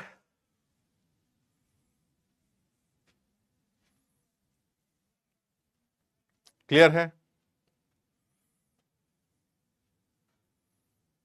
सीधा है, मतलब फिर वही बोलूंगा, कितने करवा दूंगा या कोई तुमको एडवांस की तैयारी करते वक्त कितने सवाल करा देगा, आप समझिए। ऐसा तो है नहीं ना कि इसके बाहर कुछ भी नहीं आएगा। मैं तो ये नहीं बोल सकता, मैं ये बिल्कुल नहीं बोलूंगा, क्योंकि मुझे पता है जो हम करा रहे हैं इस टाइम पर वो तो सिर्फ एक रिवीजन है, सिर्फ ये बताने के लिए कि नहीं देखो ऐसा ऐसा कोई खास मुश्किल नहीं होता, लेकिन कुछ बातों का ध्यान देना है। तो मैं इस पूरे चैप्टर को आज दूसरी क्लास के अंदर इस तरह से कंक्लूड कर सकता हूं कि वो बच्चा मोल कॉन्सेप्ट के सवाल कर सकता है जिसको मोल कॉन्सेप्ट के कॉन्सेप्ट्स क्लियर है, पहली बात। दूसरा, उसको ऑर्गेनिक इनऑर्गेनिक की कुछ बेसिक रिएक्शंस का आइडिया है। वो हो सकता है उस तरह के सवाल जो कि बच्चे ना कर पाए, इस टाइप के सवाल जो बच्चे ना कर पाए, वो बच्चा वो सवाल भी कर सकता है अगर सवाल इस कैटेगरी का आता है तो, जिसके चांसेस बनते हैं क्योंकि उसने पिछले 4-5 सालों में इस तरह की कैटेगरी को काफी केटर किया है। क्लियर है? समझ में आया भाई? बिल्कुल सही, बिल्कुल सीधी सीधी रिएक्शन आनी चाहिए, और सिलिकेट्स के अंदर ये बिल्कुल साफ हर टीचर पढ़ाता है। तो इसलिए अगर आपने नहीं पढ़ा है तो आप जब उसको पढ़ेंगे तो आपको वो चीज एकदम साफ दिखाई देगी। क्लियर है? समझ में आया? चलिए सर नेक्स्ट पॉइंट पर आते हैं। एक सवाल और करते हैं। सबसे पहले चैट बंद कर देते हैं, चैट क्यों चल रही थी, आगे बढ़ते हैं। चलिए सर और सवाल लेके आते हैं। ये लीजिए सर एक और सवाल लेते हैं। क्या दिखाना चाह रहे थे, क्या बताना चाह रहे थे? क्योंकि मुझे जो लगता है, मैं जानबूझ के मैंने बहुत ढूंढ फिरा के कुछ ऐसे सवाल, चुनिंदा सवाल इकट्ठे किए हैं कि जो मुझे पूरी तरह से जैसे एडवांस में ऐसा लग रहा है जैसे पूछा गया सवाल, जबकि ये पूछा गया सवाल नहीं, लेकिन ऐसा लगता है जैसे जो भी सवाल मैं तुमको करा रहा हूं, जैसे वो सिलिका वाला सवाल था, ये सवाल है, और भी कल हम लोगों ने सवाल किए थे वो एसिड बनाने वाले, कुछ और भी सवाल। मुझे ऐसा लगता है ये सवाल वो हैं जो पूछे गए सवाल। क्यों? क्योंकि जो कैटेगरी पिछले 5-6 सालों में मुझे दिखाई दे रही है वो कैटेगरी है जिसमें अगर स्ट्राइक कर गया तो खट से आंसर, कुछ करना ही नहीं। तो मैं वही तुम्हारे अंदर वो डेवलप करवाना चाह रहा हूं कि भाई ठीक है, हमने वो सब सवाल बहुत ट्रेडिशनल सवाल बहुत देखे। ट्रेडिशनल सवाल वही होते हैं सर कि जैसे अभी तुमने एल्युमिनियम वाला एक सवाल किया था, वो ट्रेडिशनल सवालों में काउंट किया जाएगा सर। हमने देखे हैं सर, ये ट्रेडिशनल सवाल है, बट अगर वो आते हैं वो हम कर लेंगे सर, ऐसा नहीं हम वो नहीं कर पाएंगे, वो हम कर लेंगे। लेकिन सर मुझे ये एक रास्ता और दिखाइए कि और क्या कैटेगरी है जिस पर जेई डील कर रहा है या कर सकता है। तो मैं जानबूझ के ढूंढ ढूंढ के वो कैटेगरीज तुम्हें दिखाना चाह रहा हूं कि जेई सिर्फ तुम्हें दिखाया, सवाल दिखाएगा, कुछ डराने की कोशिश करेगा, कुछ तुम्हें घुमाने की कोशिश करेगा, लेकिन सवाल 1-2 लाइन का होगा, जो समझदार बच्चा होगा वो कर ले। अब इस सवाल में देख के भी मुझे थोड़ी सी घबराहट हो रही है कि मेरे पास एक कंपाउंड है जिसमें इथॉक्सी ग्रुप्स लगे हैं, x x ethoxy group, OC2H5 is ethoxy. और ये हमारा कंपाउंड जो है, ये कंपाउंड एचआई के साथ रिएक्ट करता है। शायद तुमने सुना होगा जो ईथर्स होते हैं वो एक्सेस एचआई के साथ रिएक्ट करके हैलाइड्स में और अल्कोहल्स में कन्वर्ट होते हैं। तो अगर आप एचआई लेके बैठे हैं तो एचआई के साथ रिएक्शन करते वक्त आप अल्कोहल में और एक हैलाइड में कन्वर्ट हो जाते हैं। ठीक, तो ये सवाल ये कह रहा है कि भाई मेरे पास एक अल्कोहल है, सॉरी एक ईथर है, इस ईथर में OC2H5 कई ग्रुप लगे हैं, मुझे नहीं पता कितने ग्रुप लगे हैं लेकिन कई ग्रुप लगे। ये आदमी एचआई से रिएक्ट करके मुझे एल्काइल हैलाइड बना के देता है, इथाइल आयोडाइड बना के देता है, और ये इथाइल आयोडाइड एजी प्लस के साथ रिएक्ट करके सिल्वर आयोडाइड का येलो प्रेसिपिटेट बनाता है। अगर मैं आपको यह बता दूं कि सिल्वर आयोडाइड का 148 ग्राम प्रेसिपिटेट बना, तो क्या आप बता सकते हैं कि इस ओरिजिनल ऑर्गेनिक कंपाउंड में एक्स की वैल्यू क्या थी? तो मैंने कहा भाई देखिए ऐसा है, मैं बहुत अकल नहीं लगा सकता, लेकिन मुझे बहुत मैं आपका शुक्रगुजार हूं कि आपने मुझे एटलीस्ट रिएक्शंस तो लिख के दे रखी। मैं बहुत शुक्रगुजार हूं आपका कि आपने एटलीस्ट मुझे रिएक्शंस लिख के दे रखी, और इन रिएक्शंस को देखकर मैं इस सवाल को ओरली सॉल्व कर सकता हूं। कैसे?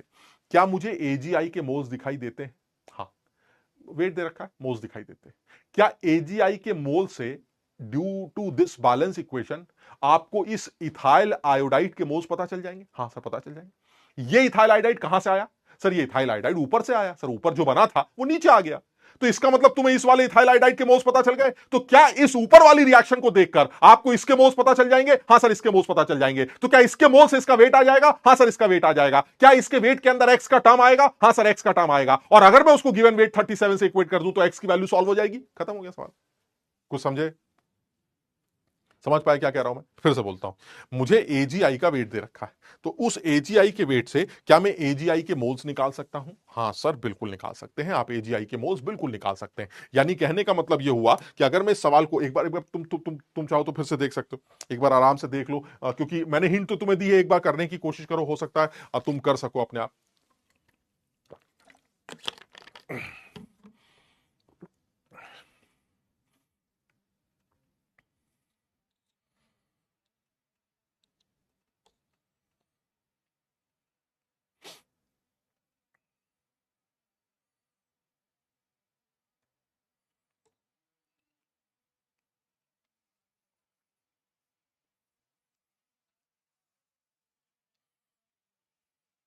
सबसे पहले करके देखते हैं ना, मोल्स निकाल के देखते हैं, वही जैसा अभी मेरी बात हुई, मोल्स निकाल लेते हैं। Moles of AGI, moles of AGI is equal to moles of C2H5I, that is equal to 148 upon 235। ये हमारे एजीआई के मोल्स थे जो कि C2H5I के बराबर होंगे, क्योंकि मेरा एक मोल आपके एक मोल से ही बनता है। लेकिन ये जो C2H5 है, इतने मोल, ये मोल आए कहां से, ये बताइए सर। ये जो मोल आए हैं ये ऊपर की रिएक्शन से आए, यानी यहां पर भी एजीआई के इस C2H5I के इतने ही मोल बने होंगे, 148 अपॉन 235 मोल्स ही बने होंगे, बिल्कुल सही। और अगर यहां पर भी इतने मोल, तो अकॉर्डिंग टू दिस इक्वेशन अगर मेरे एक्स मोल बनते हैं तो तुम्हारे इस ऑर्गेनिक कंपाउंड का एक मोल यूज होता है। लेकिन अगर मेरे इतने मोल बनेंगे तो तुम्हारे इस ऑर्गेनिक कंपाउंड के कितने मोल यूज हुए होंगे। खत्म हो गया सवाल। यानी x moles C2H5I is formed by 1 mole organic compound. Organic compound बिल्कुल सही है। तो अगर मैं इतने मोल बनाना चाहता हूं, 148 अपॉन 235 मोल बनाना चाहता हूं इसके, तो कितने ऑर्गेनिक कंपाउंड से बनेंगे सर? ये बनेंगे 148 upon 235 divided by x mole organic compound. बताओ, समझे बात को? यानी अगर एक्स मोल्स एक मोल से बनते हैं तो फिर इतने मोल बनाने के लिए आपको इतना ऑर्गेनिक कंपाउंड चाहिए। क्लियर? खत्म हो गया। अगर इतना मोल ऑर्गेनिक कंपाउंड चाहिए तो उस ऑर्गेनिक कंपाउंड का वेट कितना आ जाएगा, यहां से निकाल लेते हैं। ऑर्गेनिक कंपाउंड का वेट आ जाएगा, वेट ऑफ ऑर्गेनिक कंपाउंड कितना आ जाएगा? यह आ जाएगा 148 divided by 235 by x into molar mass. Organic compound का मोलर मास 176 दे रखा है। इतना वेट आपको चाहिए ताकि आपका सिल्वर आयोडाइड 148 ग्राम बन सके। लेकिन वो कह रहा नहीं, ये वेट तो मैं आपको पहले ही दे चुका हूं। ऑर्गेनिक कंपाउंड का जो वेट है वो तो 37 ग्राम है। 37 ग्राम ऑर्गेनिक कंपाउंड की जरूरत पड़ेगी। तो मैंने कहा अच्छा, अगर ऑर्गेनिक कंपाउंड की 37 ग्राम की जरूरत है तो दैट मींस ये वैल्यू किसके बराबर होनी चाहिए? 37 की। यहां से आप एक्स की वैल्यू कैलकुलेट कर सकते हैं। एक्स की वैल्यू 3 आ जाएगी। सवाल खत्म। सवाल अच्छा है, मुश्किल क्यों? क्योंकि आपको सवाल देखकर अगर डर लगा तो इसका मतलब है पर्पस उस जेई एडवांस वाले का सॉल्व हो गया, क्योंकि वो ये जानता है जिसने बिना डरे ये सवाल पढ़ लिया वो कर ले। और मैं ये बता रहा हूं कि इस सवाल को देखते ही डर, या इस तरह के सवालों को देखते ही डर हर किसी को लगना लाजमी। लेकिन सिर्फ उसी को डर नहीं लगेगा जो ये बातें सीख के गया है कि सवाल कर पाऊं या ना कर पाऊं इससे फर्क नहीं पड़ेगा। लेकिन मुझे ये तो क्लियर है कि डराना तो उसको था ही।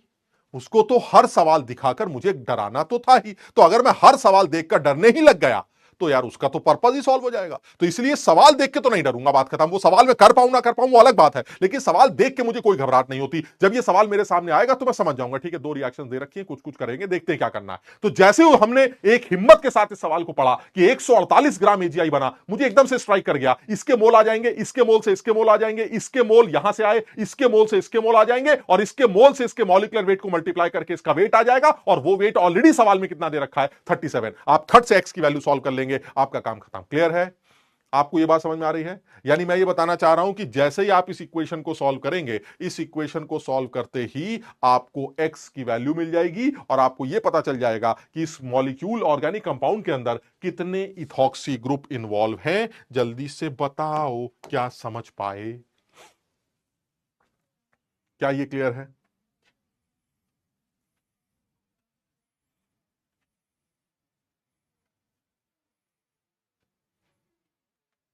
प्रियम कह रहा है सर आपने गलत लिख दिया। प्रियम यार, जहां तुमने अगर पहचान लिया कि मैंने गलत लिख दिया है तो तू सही कर सकता ना यार, उसको उसको सही कर ले भाई। क्लियर है? लेकिन एक बार देख लेना कि मैंने सही में गलत लिखा है कि नहीं, हो सकता है कहीं गलत लिख दिया हो।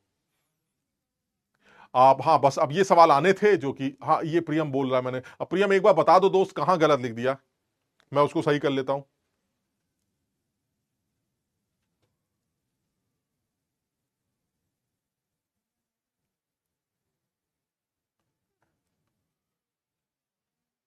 अब प्रियम कह रहा है सॉरी, अबे कहीं गलत लिखा है तो बता दे भाई। आप आयोडीन पर पीओसी लगा सकते हैं यार, तुम लोग बात इसका मतलब तुम लोग पीओसी को समझे ही नहीं यार। आप आयोडीन पर पीओसी लगाकर आंसर निकाल सकते हैं, बिल्कुल कर सकते हैं। आयोडीन जितना यहां है उतना ही आयोडीन यहां है, उससे होगा क्या? उससे आपको इसके मोल पता चल जाएंगे ना।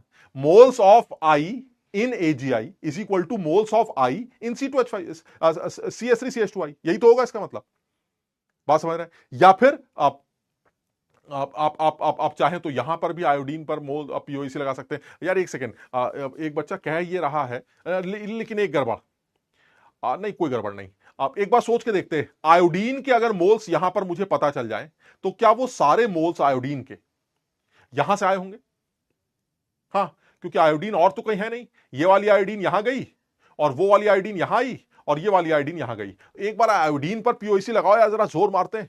आप आयोडीन पर पीओसी लगा के देखते हैं जरा। अगर मैं आयोडीन पर पीओसी लगाता हूं, बिकॉज आयोडीन यहां है, वो यहां गई, यहां आई यहां से, और ये आया यहां से, यानी अल्टीमेटली जितनी आयोडीन यहां है उतनी आयोडीन यहां है, यही इसका मतलब होना चाहिए ना। या फिर कहीं ऐसा भी हो सकता है सवाल में रिएक्शन पूरी ना दी गई हो, लेकिन फिर भी एक बार देखते हैं। जैसा कि दिख रहा है, अगर मैं दिमाग लगाऊं तो आयोडीन के जो मोल्स होंगे यहां पर, वो उतने ही मोल्स होंगे जितने मोल एजीआई के, और एजीआई के मोल कितने हैं? 148/235। चलिए ये तो ठीक है, इज इक्वल टू यहां पर जो आयोडीन के मोल्स होंगे,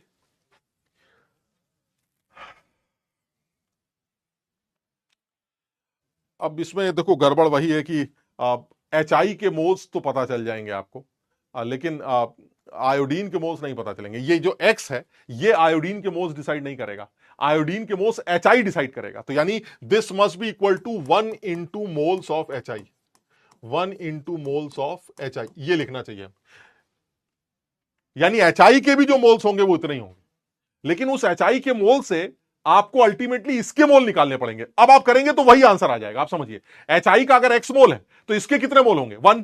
तो अगर एचआई के इतने मोल है तो उसके कितने होंगे? वही जैसे अभी आपने लिखा डिवाइडेड बाय एक्स। समझ रहे बात को? यही करना वही होगा। आप पीओएसी भी लगाएंगे तो भी सेम सवाल आएगा, तो भी सेम आंसर निकल के आएगा। समझो, नोनू स्विंग जो तुम समझ रहे हो ना, समझो बात को। एक्स से मल्टीप्लाई नहीं होगा, बैलेंसिंग नहीं होती पीओएसी में। पीओएसी तो ये कहता है कि एचआई के अंदर जितनी आयोडीन है उतनी ही आयोडीन एजीआई के अंदर, ये लॉजिक है। एचआई के अंदर आयोडीन के मोल्स जितने एचआई के मोल होंगे उतने ही आयोडीन के मोल होंगे, और एजीआई के अंदर आई के मोल जितने एजीआई के होंगे उतने ही आयोडीन के होंगे। मैंने दोनों इक्वेशन से एचआई के मोल निकाल लिए, और जब एचआई के मोल पता चल जाएंगे तो उसके मोल पता चल जाएंगे, और उसके मोल से उसका वेट उससे 37 से इक्वेट। सेम प्रोसेस, आप जैसे चाहे वैसे कर लीजिए। लेकिन मैं फिर वही बोलूंगा कि हम पीओएसी तभी तो लगाते हैं जब हमें रिएक्शन का आइडिया ना हो, हमें बैलेंसिंग का आइडिया ना हो। यहां तो सब कुछ दे रखा है, तो ये तो बिल्कुल सीधा है कि जितने इसके मोल होंगे उतने इसके मोल होंगे, और इसके मोल से आपको आसानी से इस ऑर्गेनिक कंपाउंड के मोल्स पता चल जाएंगे। खेल खत्म। क्लियर है? जल्दी बता दो, क्या ये बात समझ में आ गई? दिव्यांशु डाउट बॉक्स के पीछे पड़ गया है। लव यू सर, ये डाउट हो रहा है, होमवर्क दे दीजिए, 3 आंसर होगा। This is why you are good sir. इसमें क्वांटिटेटिव एनालिसिस करा सकते हैं। हाँ शिवांकित, देख मैं तो जो मुझे आंसर समझ में आ रहा है या जो प्रोसेस समझ में आ रहा है वो मैं कर ले रहा हूं, है ना। लेकिन यही तो खासियत होती है एक ऐसे बच्चों की जो जो ये सोच सकते हैं कि हम ऐसे भी सोच सकते थे, ऐसे भी सोच सकते थे। आप तो अगर तुम्हें लगता है किसी और तरह से सोचा जा सकता है तो सोच लो यार, हो सकता है वो जो तुम सोच रहे हो ज्यादा आसान मेथड हो, बिल्कुल पॉसिबल है ना। आ गया आ गया आ गया, हो गया, बहुत बढ़िया, ठीक। यहां तक समझ में आ गया भाई। चलिए आगे बढ़ते हैं, नेक्स्ट सवाल पर आते हैं। बहुत खूबसूरत जो एक सवाल और करने की कोशिश करते हैं। अब बड़ा सीधा सवाल है, अच्छा सवाल है, एक बार इसको भी देख के देखते हैं। मैं इसको भी एक्सपेक्टेड सवाल की कैटेगरी में डालता हूं। क्यों एक्सपेक्टेड है वो तुम सवाल को पढ़ते ही समझ जाओगे। एक्सपेक्टेड 2025, और बहुत ज्यादा एक्सपेक्टेड। क्यों मैं कह रहा हूं? क्योंकि सर ये तो बहुत कॉमन से सवाल हैं जिसमें आपने ए बी की रिएक्शन करा के कुछ बनाया, सीक्वेंशियल रिएक्शन। सर ये तो बहुत कॉमन से सवाल हैं जिसमें आपने सीक्वेंस में रिएक्शंस को इन्वॉल्व किया। हमने बचपन से किया है सर। अगर ए के इतने मोल है, बी के इतने हैं, तो डी के कितने बनेंगे, ये सब कर चुके हैं सर, मेंस के लेवल के सवाल। हाँ, लेकिन आप इसकी आखिरी लाइन पढ़ेंगे तो आपको समझ में आएगा, अरे ये तो हमने नहीं पढ़ा। देखना जरा, what is the amount of D formed. अरे इसमें क्या है सर, डी का अमाउंट निकालना है, ए और बी के मोल दे रखे हैं, सी के मोल, आई के मोल, सब सब कर लेंगे सर। क्या दिक्कत? दिक्कत ये है कि डी के मैक्सिमम कितने मोल बन सकते हैं, तब जब, समझो बात को, तब जब जो प्रोडक्ट बन रहे हैं उनको रीयूज भी किया जा सके, जो प्रोडक्ट बन रहे हैं उनको रीयूज भी किया जा सके। लवीश भाटी, आयोडीन के एटम्स को कंजर्व करके आप यही तो लिखेंगे कि जितना आयोडीन एटम एजीआई के अंदर है उतना ही आयोडीन एटम एचआई के अंदर है, यही तो लिखोगे। ठीक है, यानी इससे क्या निकल आएगा सर, इससे एचआई के मोल आ जाएंगे। जब एचआई के मोल आ जाएंगे तो ऊपर वाली इक्वेशन को देखकर आपको उस ऑर्गेनिक कंपाउंड के मोल्स पता चल जाएंगे। एक्स मोल अगर मेरे हैं तो तुम्हारा एक मोल है, मेरे अगर इतने हैं तो तुम्हारे इतने अपॉन एक्स हो जाएंगे। उसके मोल आ गए, उसके मोल से उसका वेट, उसके वेट से 37 से इक्वेट करना वही है जो तुम कर रहे हो। आप इसको घुमा के करें चाहे सीधे करें। और फिर दूसरी बात यह कि यार पीओएसी अलग नहीं है भाई, पीओएसी ही यही तो है कि एटम्स कंजर्व है, जो कि सीधे सीधे बैलेंसिंग को इशारा करता। और आपको क्योंकि बैलेंस इक्वेशन दे रखी है तो आप चाहे पीओएसी से कान पकड़िए चाहे बैलेंस इक्वेशन से कान पकड़िए, आंसर सेम ही निकल के आए। क्लियर है ना? हाँ, chat off chat off chat off chat off chat off. ये लीजिए, खूबसूरत सवाल तुम्हें करने का मौका दे रहा हूं मैं, है ना? तुम्हें 2 मिनट दे रहा हूं, करके देखो, क्योंकि इसमें कैलकुलेशंस बिल्कुल नहीं है, अपने आप अकल लगा के देखो, करके देखो।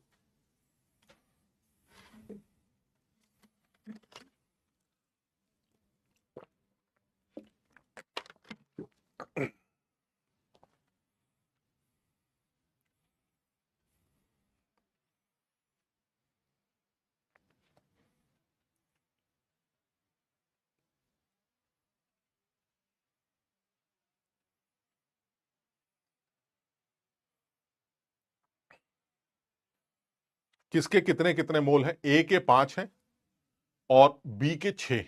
अच्छा, और पूछ रहा है कि डी मैक्सिमम कितना बनेगा अगर प्रोडक्ट्स को रीयूज किया जा सके तो। पोल लगा के देखें क्या? सिंगल चॉइस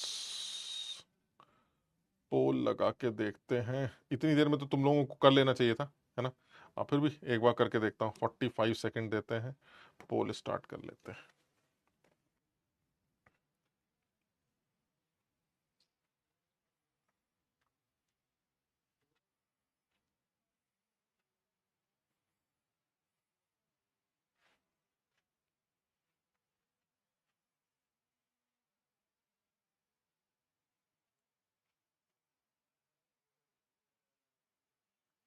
करो करो करो करो करो करो करो।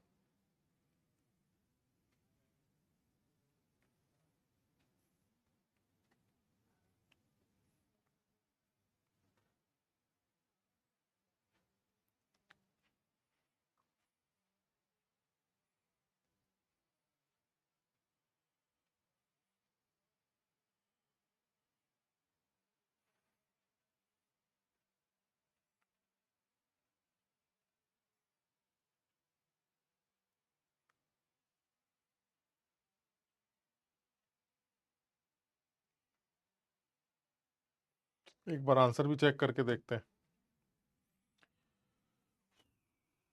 सही है, 35% बच्चे सी ऑप्शन कह रहे हैं, जो कि सही। चलिए चेक करते हैं एक बार। बहुत सारे बच्चे जो हैं वो ऑलमोस्ट बराबर बराबर ही कह रहे हैं, तो ये तो वही हो गया जैसे एक बार ये निसर्ग, रक्तिम, प्रशांत, अनामिका, जीशान, प्रकृति, प्रांजल, फैसल, अंकित, रुखसार, इन लोगों ने अच्छा रिजल्ट दिया है। बहुत बढ़िया इस सवाल का। तो चलिए देखते हैं। मैं इसको करने की कोशिश करता हूं। ए के 5 हैं, ए प्लस 2b आई बना रहा है। तो एक बार इसको यहीं कहीं लिखने की जगह ढूंढ ली जाए। यहीं लिख लेता हूं मैं, यहां लिख लेते हैं। ए प्लस 2b गिव्स आई, और फिर है आई जो बना वो एक्सिस में सी से रिएक्ट करके बी और डी बना रहा है। चलिए करके देखते हैं। अब किसके कितने कितने मोल हैं जरा वो ले लेते हैं। तो सर आपने ए के 5 मोल लिए थे, बहुत बढ़िया, और बी के 6 मोल लिए थे, और सी हमारा एक्सिस में। चलिए ठीक। तो पूछा जा रहा है डी कितना बनेगा, मैक्सिमम डी कितना बनेगा अगर मैं प्रोडक्ट को रीयूज कर सकूं। तो मैंने कहा ठीक है भाई, क्या होता है रीयूज, करके देखते हैं। अगर आप ध्यान से देखें तो आई जो बनेगा वो इन दोनों से बनेगा, और इन दोनों से भी ऑब्वियसली सर लिमिटिंग रिएजेंट से ही बनेगा। तो जो लिमिटिंग रिएजेंट है वो कौन होगा? इन दोनों का जो लिमिटिंग रिएजेंट है वो बी। निकाल लोगे अपने आप limiting reagent, 6/2 5/1 moles upon stoichiometric coefficient. तो जहां पर भी वो नंबर छोटा निकल के आता है वही हमारा लिमिटिंग रिएजेंट है। तो मोल्स अपॉन 1 ये 5/1 हो गया और ये 6/2 हो गया। 6/2 is smaller number than 5/1, so ultimately the limiting reagent is B. तो इसका मतलब जो आई बनेगा वो बी डिसाइड करेगा। कैसे? मेरे 2 हैं, आपका 1 बनेगा, मेरे 6 हैं, आपके 3 बनेंगे। इसका मतलब ये हुआ इसके शुरू में 0 है, अब इसके 3 मोल बन गए, बहुत बढ़िया हुआ। और बी के कितने मोल बच गए? सर ये तो 0 मोल हो गया, बहुत बढ़िया। और ए हमारा क्योंकि एक्सेस रिएजेंट है तो ये बच जाएगा। कितना बच जाएगा? अगर मेरे 2 मोल तुम्हारे 1 मोल से रिएक्ट करते हैं तो मेरे 6 मोल तुम्हारे 3 मोल से रिएक्ट करेंगे। तो तुम बच कितना जाओगे? तुम बच जाओगे 2 मोल। सब लोग अपने आप समझना, मैं लिख नहीं रहा हूं क्योंकि ये वो बात है जो एक मेंस लेवल की कहानी। ये तो सब लोग जानते हैं कि सर अगर लिमिटिंग रिएजेंट बी है तो कितना प्रोडक्ट बनेगा और कितना एक्सेस रिएजेंट बच जाएगा, ये हमें पता है। अच्छा, अब क्या होगा? सर ये जो आई आपने बनाया ये नीचे आ जाएगा। सर आयोडीन के 3 मोल आप लेके आ गए, बहुत बढ़िया। तो फिर नीचे वाली रिएक्शन के अकॉर्डिंगली क्योंकि एक्सेस में तो यही लिमिटिंग होगा। तो ये कितने बनाएगा बी? सर ये हमारा अब 0 हो जाएगा। ये दोनों पहले शुरू में 0 थे, अब ये 0 हो जाएगा और ये 3 मोल बन जाएंगे और इसके भी 3 मोल बन जाएंगे। बताओ सब लोग समझे? क्या ये बात समझ में आई? मेरा 1 मोल, तुम्हारा 1 मोल, मेरा 1 मोल, तुम्हारा 1 मोल, यानी अल्टीमेटली अब इस बर्तन में क्या क्या? सर इस बर्तन में डी के 3 मोल बन चुके हैं, यानी डी एक बार बन चुका है। कितना बन चुका है? सर डी एक बार 3 मोल बन चुका है। लेकिन सर ऊपर रिएक्शन रुक क्यों गई? ए तो बचा है, रिएक्शन क्यों रुक गई? सर इसलिए क्योंकि बी खत्म हो गया। अच्छा, बी दोबारा बन गया। चलो इसको फिर से ऊपर लेके चलते हैं, रीयूज। समझे? अब सिचुएशन क्या है? अब सिचुएशन ये है, बी आपका 3 मोल है और ए आपके 2 मोल है। चलिए सर अब बताइए क्या होगा अगर बी के 3 मोल और ए क्या 2 मोल है और ये आदमी आपका भी 0 है।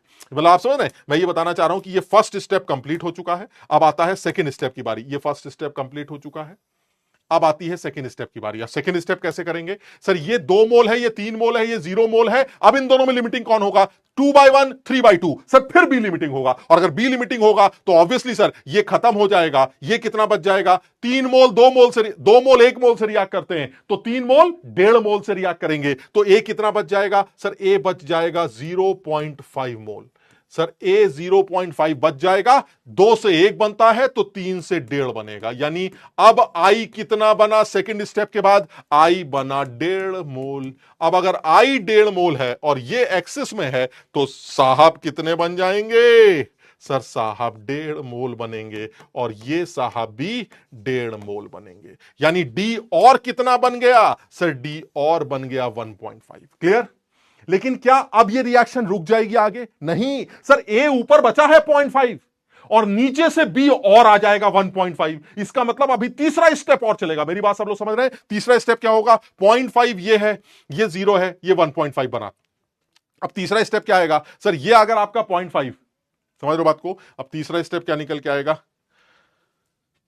यार जगह नहीं है भाई।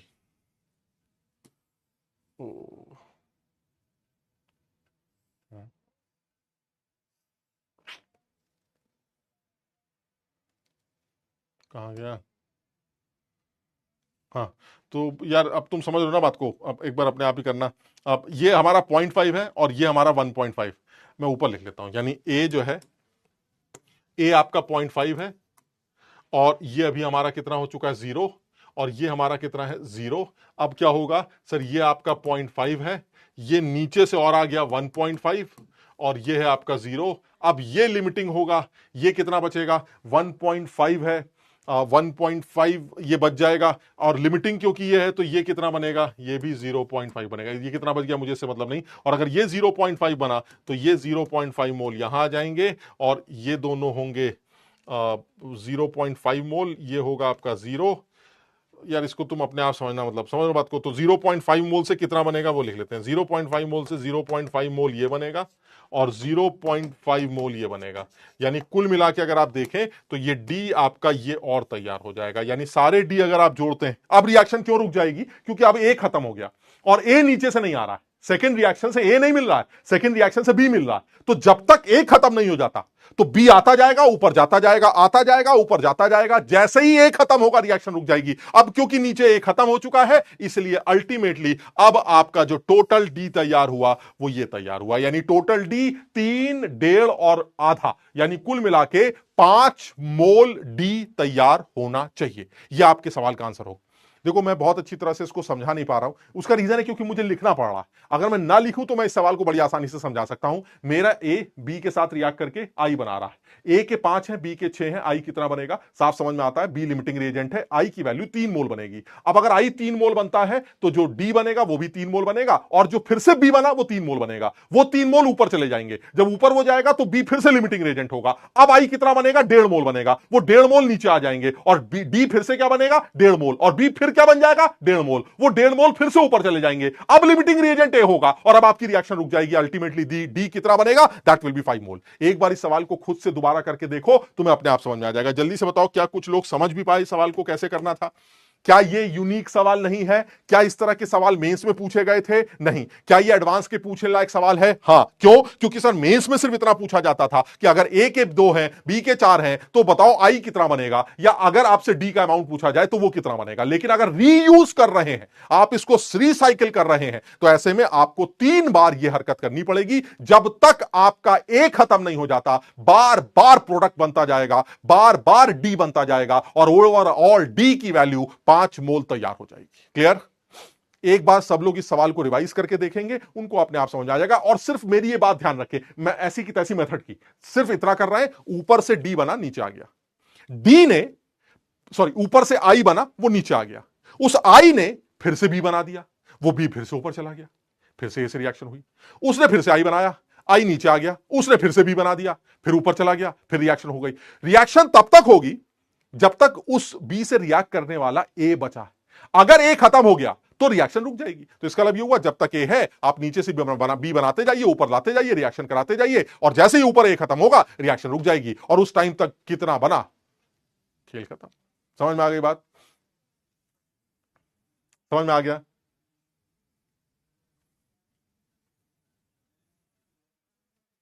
ठीक है, चलिए आगे बढ़ते हैं और सवाल लेते हैं। कुछ और सवाल लेने की कोशिश करते हैं। बहुत सारे सवाल हैं जो तुम्हें करने के लिए भी दूंगा मैं। कुछ और भी सवाल हैं जो तुम्हारे साथ करना चाह रहे हैं। जैसे मान लीजिए एक का सवाल और लेते हैं, ये ले लेते हैं। देखो ये भी एक अच्छा सवाल है, लेंदी सवाल है, मेंस लेवल पर तो ये नहीं पूछा जा सकता, लेकिन मैं इसको भी एक एक्सपेक्टेड सवाल की कैटेगरी में डालता हूं, और मुझे ये लगता है कि ये जेईई के एडवांस लेवल पर बहुत पहले पूछा भी जा चुका है। ये पूछा जा चुका सवाल है, इसमें कोई डाउट नहीं है, ये सवाल पूछ चुका है, लेकिन बहुत पहले की बात, ये बहुत पहले की बात। तो सर इस तरह की चीजों का क्या सवाल हमसे बन सकता है? बिल्कुल पूछा जा सकता है। अब इस सवाल में करना क्या है जरा वो देख लेते हैं। सर ये एवरेज मॉलिक्यूलर वेट का सवाल, हमें ये पता है कि जो वेपर डेंसिटी होती है जो हमें दे रखी है, नहीं मॉलिक्यूलर वेट ही दे रखा है, तो जो मॉलिक्यूलर वेट, वो एवरेज मॉलिक्यूलर वेट किसी गैसियस मिक्सचर का कैसे निकाला जाता? तो हम सब जानते हैं एवरेज मॉलिक्यूलर वेट को अगर आप निकालना चाहते हैं, एवरेज मॉलिक्यूलर वेट अगर आप निकालना चाहते हैं, तो एवरेज मॉलिक्यूलर वेट की वैल्यू निकालने के लिए mole fraction into molecular weight को ऐड कर दिया जाता है। यानी अगर आप एवरेज मॉलिक्यूलर वेट की बात करें, सब लोग इस बात को जानते भी होंगे, अगर आप एवरेज मॉलिक्यूलर वेट की बात करते हैं, एवरेज मॉलिक्यूलर वेट, तो this is sigma of M I into X I, यानी molecular weight of ith component into mole fraction of ith component. तो ये तो बड़ा आसान सवाल है सर। एक बर्तन आप लेके आए हैं, उस बर्तन में क्या हो रहा है? सर ये एक बर्तन है, और इस बर्तन में आपने N2O4 ले रखा है, NO2 ले रखा है, और N2 ले रखा है। तो अगर मैं ये कह दूं कि N2O4 X है, NO2 की वैल्यू मान लीजिए Y है, तो जो N2 है वो 1 माइनस एक्स प्लस वाई है, क्योंकि तीनों लोग मिलाकर हमारे पास 1 मोल है। तो इसका मतलब तीनों लोगों के मोल्स हमें दे रखे हैं एक्स और वाई के टर्म्स में। अच्छा, अब क्या कर रहे हैं? इस बर्तन का जो एवरेज मॉलिक्यूलर वेट है वो हमें सवाल में दे रखा है 55.4। This is the average molecular weight. तो क्या तुम एक्स वाई के टर्म्स में एवरेज मॉलिक्यूलर वेट की इक्वेशन नहीं बना पाओगे? बन जाएगी। अच्छा, फिर क्या करेंगे? फिर वो कह रहा है कि अगर मैं इस बर्तन को थोड़ी देर के लिए छोड़ दूं तो जो N2O4 है ये डिकम्पोज कर जाता है। और किसमें डिकम्पोज कर जाता है? सर ये N2O4 डिसोसिएट कर जाता है NO2 में। अब क्योंकि इसने सवाल में कुछ बताया नहीं है तो मैं ये मान लेता हूं कि सारा का सारा N2O4 डिसोसिएट कर जाता है। हां सर, जैसा कि मैंने बता भी रखा है, सारा का सारा N2O4 डिसोसिएट कर गया। किसमें? NO2 में। तो अगर सारा का सारा N2O4 NO2 में डिसोसिएट कर गया तो ये क्या, अब इस बर्तन में क्या क्या बनेगा? सर अब इस बर्तन में NO2 होगा और इस बर्तन में N2 होगा। N2 कितना होगा? सर N2 तो जो था वही होगा, 1 minus x plus Y. N2 तो वही है। NO2 कितना होगा? सर एक तो वो NO2 होगा जो पहले से है, और एक वो NO2 होगा जो N2O4 के टूटने से बना होगा। और N2O4 के टूटने से कितना बना होगा? 2x। क्यों? क्योंकि सर N2O4 जब टूटता है तो उसका 1 मोल 2 मोल NO2 फॉर्म करता है। तो अगर N2O4 के x मोल थे तो उसके 2x मोल NO2 बना देंगे। यानी अब आपके इस बर्तन में 2x प्लस वाई NO2 है और साथ में इतना N2 है जो पहले था। और इस बर्तन का जो एवरेज मॉलिक्यूलर वेट है वो सवाल में दे रखा है 39.6। सर खत्म हो गया सर। इसके एवरेज मॉलिक्यूलर वेट की इक्वेशन बनाइए, इसके लिए एवरेज मॉलिक्यूलर वेट की इक्वेशन बनाइए, एक्स और वाई सॉल्व कर दीजिए, मस्त हो जाइए। बताओ, समझे मेरी बात को? मैं एक इक्वेशन बना के दिखा देता हूं। इसका एवरेज मॉलिक्यूलर वेट होगा molecular weight of ith component N2O4 का मॉलिक्यूलर वेट कितना? 92 into mole fraction of N2O4 कितना आ जाएगा भाई? x upon total moles plus 46 into y upon total moles plus nitrogen का molecular weight into 1 minus x minus Y upon total moles. Clear है? ये हमारा average molecular weight होगा। Mole fraction X upon total 1 हो गया हमारा। Mole fraction into molecular weight, mole fraction into molecular weight, mole fraction into molecular weight. तो ultimately अगर मैं देखूं तो मैं इसको किससे इक्वेट करने जा रहा हूं? इसको मैं एवरेज मॉलिक्यूलर वेट से कंपेयर कर दूंगा। तो दिस इज 55.4 से रिलेट कर देते हैं। तो एक्स और वाई की एक इक्वेशन बन जाएगी। This is first equation. इसी तरह से सेकंड इक्वेशन बन जाएगी। सेकंड इक्वेशन का मॉलिक्यूलर वेट कितना है? 39.6। अब उसमें कौन कौन है? सर उसमें एक तो NO2 है। NO2 है तो मतलब 46 इंटू कितना? 2x plus y upon total. Total कितना होगा? टोटल होगा 2x plus y plus 1 minus x minus y. तो वाई वाई कैंसिल हो जाएगा and this is 1 plus x plus 28 into 1 minus x plus y upon 1 plus x. ये हमारी second equation हो गई। क्या फर्स्ट और सेकंड इक्वेशन को सॉल्व करके एक्स वाई जेड की वैल्यू निकाली जा सकती है? हाँ सर, फर्स्ट और सेकंड इक्वेशन को सॉल्व करके आप आसानी से इनके मोल्स कैलकुलेट कर सकते हैं। और जब आपको इन तीनों के मोल्स पता चल जाएंगे तो अब आपको इनका आंसर भी पता चल जाएगा। क्लियर है? समझ में आया? क्लियर है? तो जब आप इसको सॉल्व करेंगे तो आपको पता चलेगा कि जो एक्स की वैल्यू है वो 0.4 मोल, जो वाई की वैल्यू है वो 0.1 मोल है, और जो हमारा नाइट्रोजन है that is 1 minus x plus y की जो वैल्यू है वो ऑब्वियसली 0.5 मोल। तो अगर आप इनके मोलर रेशो निकालना चाहते हैं N2 NO2 N2O4 तो 5:1:4 यानी 5:1:4 आपके मोलर रेशो बन जाएंगे। सवाल अच्छा है, सवाल थोड़ा सा लेंदी है क्योंकि आपको कैलकुलेट करना पड़ेगा इन दोनों इक्वेशंस को सॉल्व करके। जैसे भी आपको सॉल्व करना है, इनको सॉल्व करके अल्टीमेटली आंसर निकालना पड़ेगा। लेकिन सवाल अच्छा है। सवाल में यह भी पूछा जा सकता था कि क्या आप ये बता सकते हैं कि N2O4 का कितने परसेंट डिसोसिएशन हुआ? तो ऐसे में फिर कुछ और इंफॉर्मेशन प्रोवाइड करेगा, लेकिन कितने परसेंट डिसोसिएशन हुआ? तो अगर मैं मान लूं कि उसकी डिग्री ऑफ डिसोसिएशन एक्स है, अल्फा है, तो एक्स मोल में से कितने टूटेंगे और इसके कितने बनेंगे, वो कितना बचेगा, वो इस बर्तन में यूज करना पड़ेगा। यानी कुछ वो बच जाएगा, वो भी यहां दिखाई देगा, और कुछ NO2 उससे बन जाएगा, वो भी यहां दिखाई देगा। और अल्टीमेटली फिर आपको उस अल्फा को सॉल्व करने के लिए कोई ना कोई इक्वेशन और प्रोवाइड की जाएगी, क्योंकि वो भी अब एक अननोन होगा। यानी इस सवाल में आपके पास एक्स और वाई दो अननोन्स हैं और आपको दो इक्वेशंस बनाने की इंफॉर्मेशन दे रखी। लेकिन अगर वो डिग्री ऑफ डिसोसिएशन को और लेके आता है तो ऐसे में वो तीसरी और स्टेप को यूज करेगा ताकि आप उस डिग्री ऑफ डिसोसिएशन को सॉल्व कर सके। क्लियर है ये वाली बात? सबको ये बात समझ में आ गई जो हम बात कर रहे हैं? क्या ये बात सबके समझ में आ गई? जल्दी से बता दो, क्या ये क्लियर है?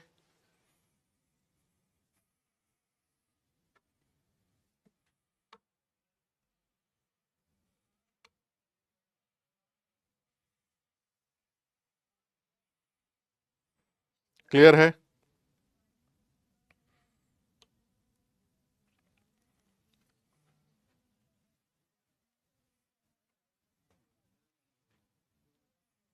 बिल्कुल हाँ, आसान है, मतलब लेकिन सवाल पूछता है ना, तो सवाल आता है।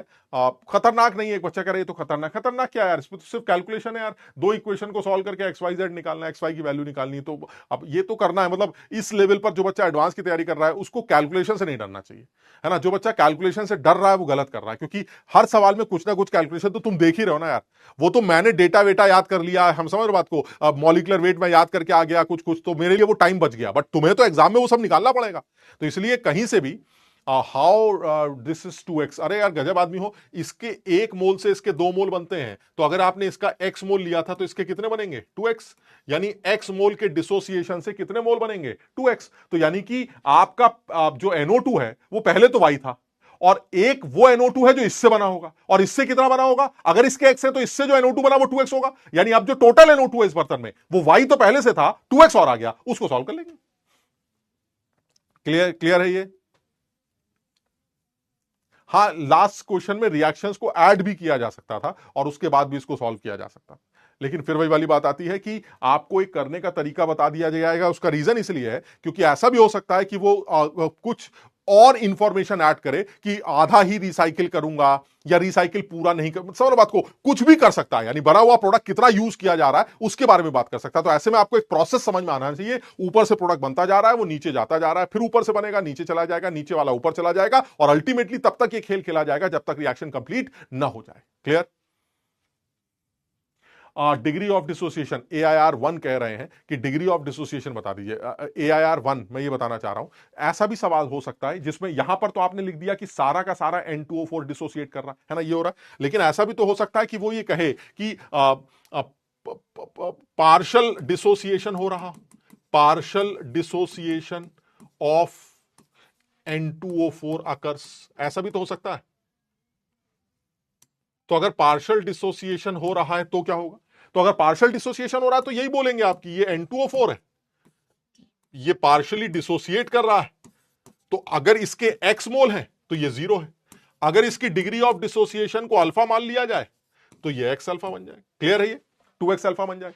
तो ऐसे में अब आपके नए बर्तन के मोल्स क्या क्या होंगे, जो अब नए बर्तन के मोल्स क्या क्या होंगे, पुराने वाले बर्तन के मुझे पता है, पुराने वाले बर्तन के मोल है x किसके N2O4 के, y किसके NO2 के, और 1 माइनस एक्स प्लस वाई किसके, वो होगा N2 के। ये तो पुराना वाला बर्तन हो गया। अब नए वाले बर्तन की सिचुएशन क्या है, नए वाले बर्तन की सिचुएशन है, इस नए बर्तन में क्या क्या होगा, इस नए बर्तन में एक तो N2O4 बच गया, वो कितना है x1 माइनस अल्फा, ये क्या है N2O4, एक NO2 टोटल कितना है, एक तो पहले से NO2 कितना है y, प्लस और बन गया 2x अल्फा, ये आपका NO2 हो गया, और अब जो हमारा N2 है वो तो हमारा जितना था वो उतना है, दिस इज N2। अब आप समझिए जरा, ये दो लोग, अब इसमें अननोन्स कितने हैं सर, इसमें 3 अननोन्स हैं, एक x है, एक y है और एक अल्फा है। दो अननोन्स के लिए तो आपने एवरेज मॉलिक्यूलर वेट दे दिया, अल्फा के लिए भी तो आपको कुछ देना पड़ेगा ना, तो वो कोई ऐसी इंफॉर्मेशन दे देगा जिससे आपका काम चल जाएगा। वो या तो ये बता दे कि भाई डिग्री ऑफ डिसोसिएशन अगर मैं आपको बता दूं, आप बताइए सवाल कैसे करेंगे वगैरह वगैरह। तो अगर मान लो वो अल्फा की वैल्यू 0.2 बता देता है, तो आप अल्फा की वैल्यू 0.2 रखकर अब फिर से नए एक्स और वाई सॉल्व कर लीजिएगा। मेरी बात सब लोग समझ रहे हैं? तो मैं सिर्फ ये बताना चाह रहा हूं कि ये इंपॉर्टेंट कॉन्सेप्ट है जिसको एडवांस लेवल पर यूज कर सकता है, इसलिए सब लोग इस बात को जरूर समझने की कोशिश करें। क्लियर?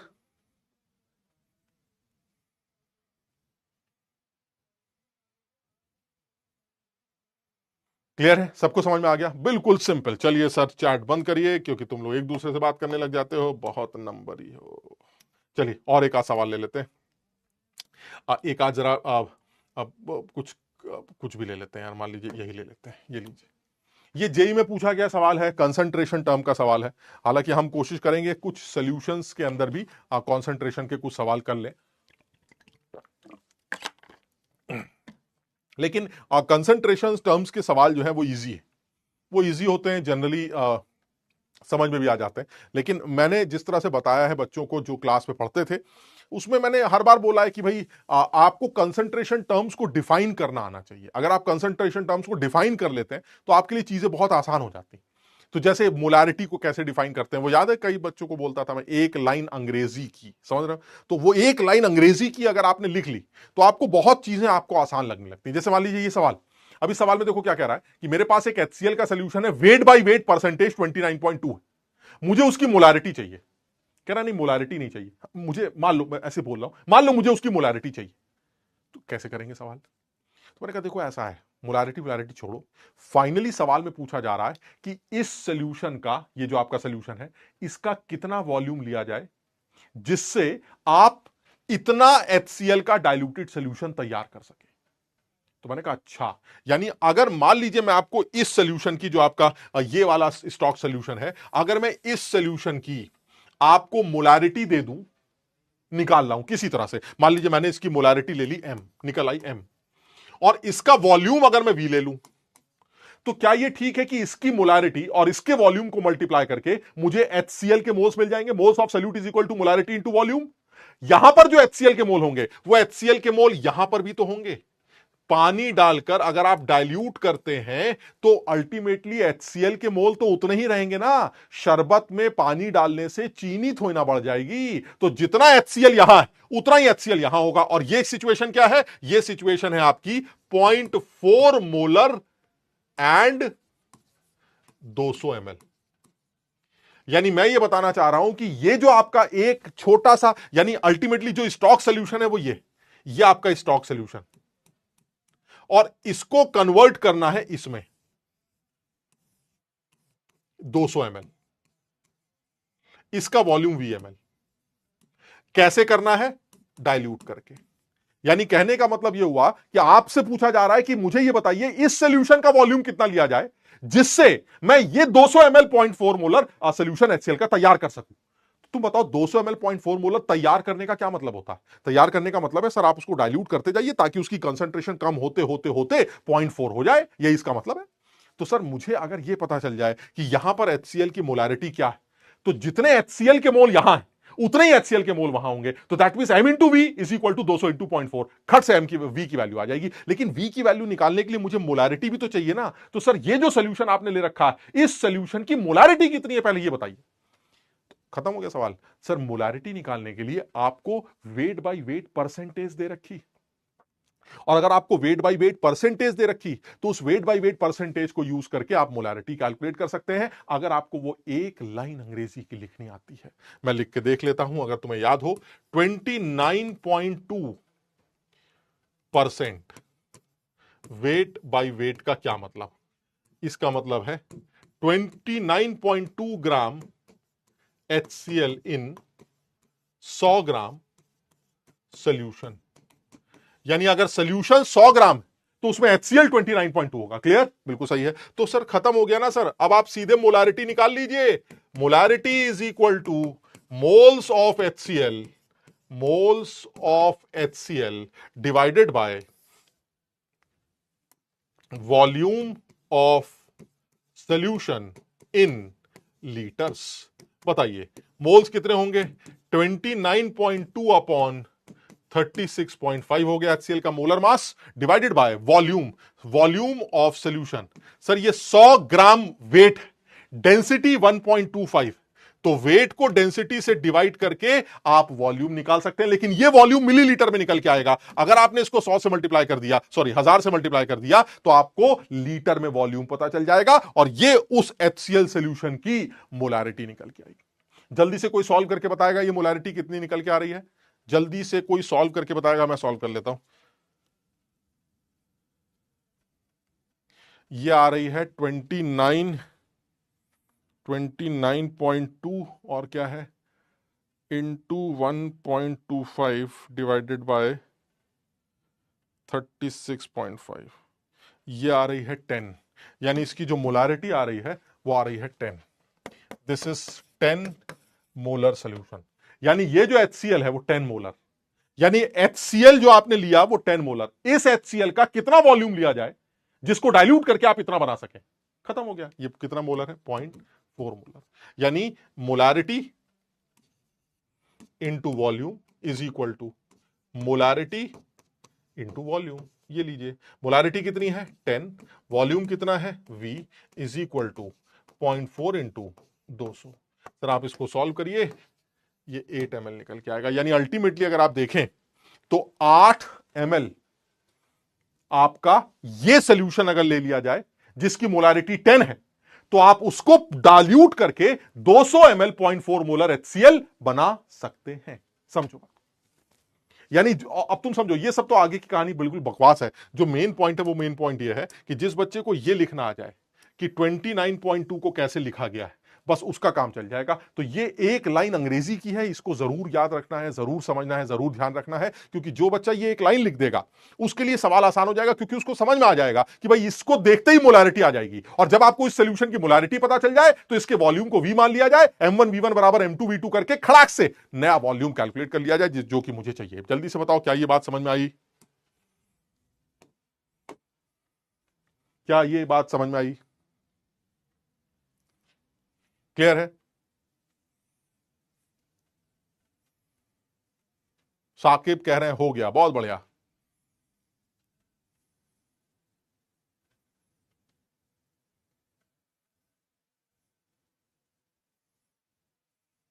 आसान।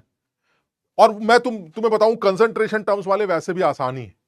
कंसंट्रेशन टर्म्स वाले ऑलमोस्ट ज्यादातर सवाल जो है वो आसान ही है। तो इसमें कुछ बहुत ज्यादा और बहुत ज्यादा मुश्किल हमें करने की जरूरत भी नहीं है, क्योंकि आते ही नहीं है, इससे ज्यादा कुछ पूछा ही नहीं जाता। तो एटलीस्ट इन चीजों को एक बार सही से रिवाइज करना चाहिए। तो एक बार सही से रिवाइज कर लीजिएगा, मुझे लगता है कि कंसंट्रेशन टर्म पर आने वाले सवालों को भी आसानी से किया जा सकता है। बिल्कुल आसान है यार, बिल्कुल आसान। चलिए, और एक सवाल और ले लेते हैं। कोई और कंसंट्रेशन टर्म वाला ही सवाल ले लेते हैं। आप तुम सब कर सकते हो, मतलब समझ रहे हो, उसमें कहीं कुछ ज्यादा मुश्किल नहीं है। एक बार और भी कंसंट्रेशन टर्म्स के सवाल हैं, अगर आप उनको करेंगे, जैसे मान लीजिए ये ले लेते हैं कंसंट्रेशन टर्म का सवाल। ये देखिए, ये हाल फिलहाल में पूछा गया सवाल है। अब इसको भी वैसे ही करना है जैसे हम करते चले आ रहे हैं, हर बार वही है, कुछ नया नहीं है। थोड़ा सा जोर मारते हैं, करने की कोशिश करते हैं। मोल फ्रैक्शन ऑफ यूरिया वो हमें दे रखा है 0.05। ठीक है, अच्छा। तो हम जानते हैं कि जो मोल फ्रैक्शन आपने लिया, मोल फ्रैक्शन अगर 0.05 आपने लिया है तो दिस इज 1/20। और मोल फ्रैक्शन होता है moles of urea, moles of urea divided bye moles of urea plus moles of water. तो अगर मैं मोल्स ऑफ यूरिया को n ले लूं तो this is n upon n plus 900/18। मानते हो बात को? पानी का वेट 900 ग्राम है सर, इससे आप n की वैल्यू निकाल सकते हैं। इससे आपको मोल फ्रैक्शन, इसको यूज करके आपको यूरिया के मोल्स पता चल जाएंगे। कर लोगे इसको? एक बार जरा देखो यूरिया के मोल्स कितने निकल के आते हैं। यूरिया के मोल्स यहां से निकाले जा सकते हैं, और इसको देखें तो ये तुम अपने आप सॉल्व करना। This is 50/19। ये यूरिया के मोल्स आ गए, 50/19 मोल्स। अच्छा, अब आपको करना क्या है? सर मुझे अल्टीमेटली दिखाई दे रहा है मोलारिटी, मुझे मोलारिटी चाहिए। खत्म हो गया सर।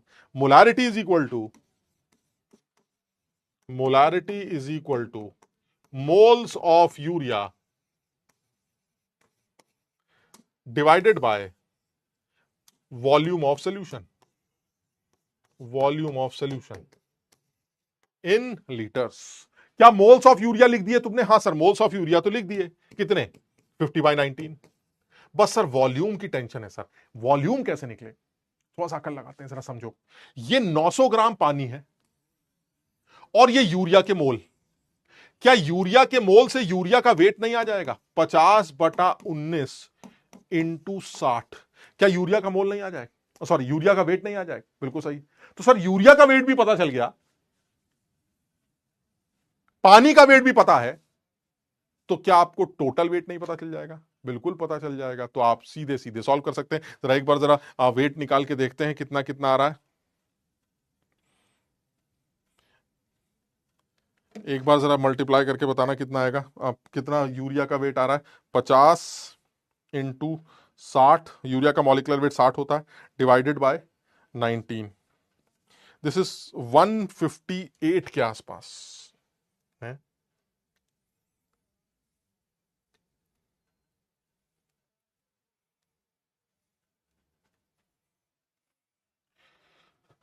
भाई एक बार इसको सही से करो। 50 इंटू 60 डिवाइडेड बाय 19, 158। तो इसकी वैल्यू जो वेट आ रहा है वो 158 ग्राम आ रहा है। तो जो टोटल वेट होगा वो कितना आ जाएगा? टोटल वेट होगा सोल्यूशन का, ये यूरिया का वेट हो गया, ये पानी का वेट हो गया। This is weight of solvent, this is weight of solute. तो अगर मैं टोटल वेट निकालता हूं तो 900 में आपने ये और जोड़ दिया, तो 900 प्लस 158।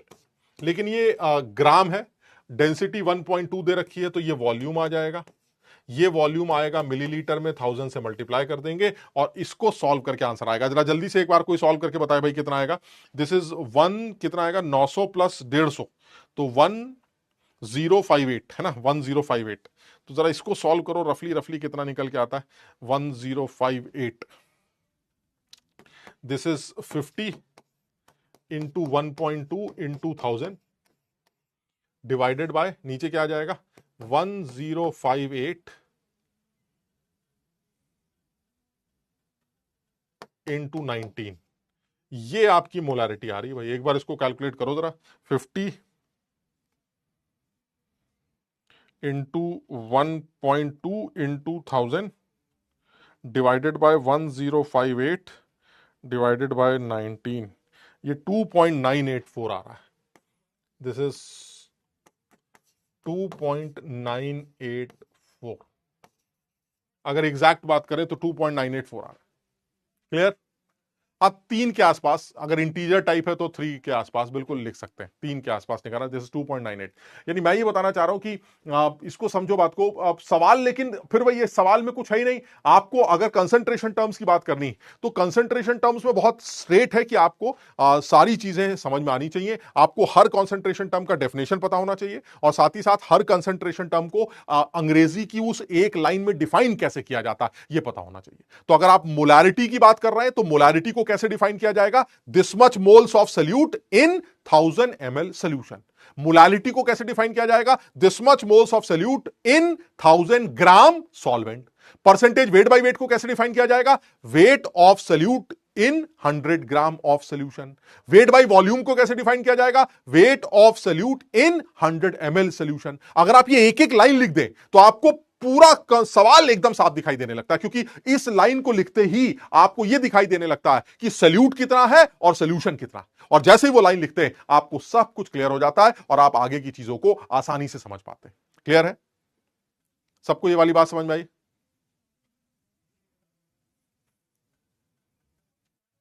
2.980 ही सही लग रहा है, मतलब अगर मैंने सही कैलकुलेट किया है तो एक बार चेक कर लेना, क्योंकि मैं ये ध्यान मुझे याद आ रहा है, ये 50/19 कैलकुलेट करके आ रहा था। अब पता नहीं मैंने एन को नेग्लेक्ट किया है या नहीं किया है, क्या है, एक बार तुम भी देख लेना सॉल्व करके, क्योंकि नेग्लेक्ट तो नहीं कर सकते आप, है ना। तो इसको सॉल्व करके अल्टीमेटली ये आ रहा है और फिर इसके बाद चीजों को बढ़ाते हैं तो 2.984 ही पहुंच रहा है। क्लियर है? समझ में आ गया? जल्दी से बता दो, क्या सारे सवाल एक बार समझ में आ गए हैं? एक बार घर में इन सवालों की दोबारा प्रैक्टिस करना। साथ ही साथ तुम्हें और भी करीब 15 सवाल 15 सवाल और करने के लिए दे रहा हूं मैं। तुम इन्हीं में उनको भी सॉल्व करना। वो तुम्हारी एक जो तुम अलग से पीडीएफ पीपीटी मांगते हो ना, तो वो पूरी पीपीटी होगी जिसमें सारे सवाल होंगे। तो आप उन सवालों को अपने हिसाब से करिए और एक ये वाली जो पीडीएफ होगी जो आज की क्लास की है वो अलग से चली जाएगी। क्लियर है? सबको यहां तक समझ में आ गया? क्लियर है? कल की जो क्लास होगी, अगली जो क्लास होगी, उसमें हम रिडॉक्स डिस्कस करेंगे और रिडॉक्स में भी मेनली तुम्हें पता ही है वही एन फैक्टर कैलकुलेशंस और लॉ ऑफ इक्विवेलेंस पर ही सारे सवाल बनाए जाते हैं। तो हम उसके ऊपर मेनली कुछ सवालों को डिस्कस करेंगे। तो सब लोग रिडॉक्स को एक बार रिवाइज करके जरूर आएंगे, है ना। तो एक बार रिडॉक्स को रिवाइज करके आना ताकि हम ये कर सकें। तो मैं ये चाह रहा हूं कि देखो, ऐसा सवाल तो बहुत सारे किए जा सकते हैं, लेकिन जो पर्पज ये है कि आप खुद से अब और सवालों की प्रैक्टिस करें। तो मैं यहां पर कुछ सवाल और दे रहा हूं जिसमें कुछ सवाल आईआईटी के पीवाईक्यूज होंगे, एडवांस के कुछ नए सवाल होंगे, आप उनको भी करने की कोशिश करिए। क्लियर है? ठीक है ये? चलिए, तो आज इतना ही करते हैं। कल रिडॉक्स को डिस्कस करते हैं, बढ़िया नहा धो के मिलते हैं और रिडॉक्स को डिस्कस करते हैं, जिसमें लॉ ऑफ इक्विवेलेंस पर मेन डिस्कशन करेंगे। हम लॉ ऑफ इक्विवेलेंस के मॉडिफिकेशन को भी कंसीडर करने की कोशिश करेंगे, जिस पर जेई ने सवाल बहुत सालों में एक बार बनाया है, तो हम मॉडिफिकेशन को भी यूज करने की कोशिश करेंगे। ठीक है, तो चलिए आज इतना काम करते हैं और अगली बार फिर मुलाकात करते हैं। कुछ सवाल ऐसे हैं जो हमने यहां पर छोड़े हैं, वो सारे सवाल जो है मैं एक साथ, ये जितने भी सवाल हैं इनकी पीपीटी एक साथ, सारी पीपीटी जो मेरी है जिसमें मैंने कुछ लिखा नहीं है वो तुम्हें दे दूंगा। साथ ही साथ ये वाली पीडीएफ भी तुम्हारे पास चली जाएगी और साथ ही साथ तुम्हें प्रैक्टिस शीट भी मोल कॉन्सेप्ट की मिल जाएगी। क्लियर? समझ में आ गया? सबको समझ में आ गया? चलिए, तो यहां पर आज इतनी बात करनी थी। कल की क्लास में फिर मुलाकात करते हैं। Thank you so much. और साथ में साथ कल ये भी बोल देता हूं मैं, कल की क्लास में थोड़ा सा रिडॉक्स के अंदर मैं सोच रहा हूं कि एक कॉन्सेप्ट जिस पर सवाल बन सकता है, दैट इज डबल टाइट्रेशन। तो हालांकि मैंने कराया है, लेकिन मैं डबल टाइट्रेशन को एक बार क्लास में दोबारा कल डिस्कस कर लूंगा। तो मैं चाह रहा हूं कि डबल टाइट्रेशन जिसमें इंडिकेटर को यूज करते हैं, फिनोप्थिलीन इंडिकेटर या मिथाइल ऑरेंज इंडिकेटर, उनको एक बार थोड़ा सा और डिस्कस करूंगा और उसके ऊपर भी एक दो सवाल करने की कोशिश करेंगे। ठीक है, तो आज इतना ही करते हैं, अगली क्लास में फिर मुलाकात करते हैं। थोड़ा सा रिवाइज करो, पढ़ते रहो, मजे लो।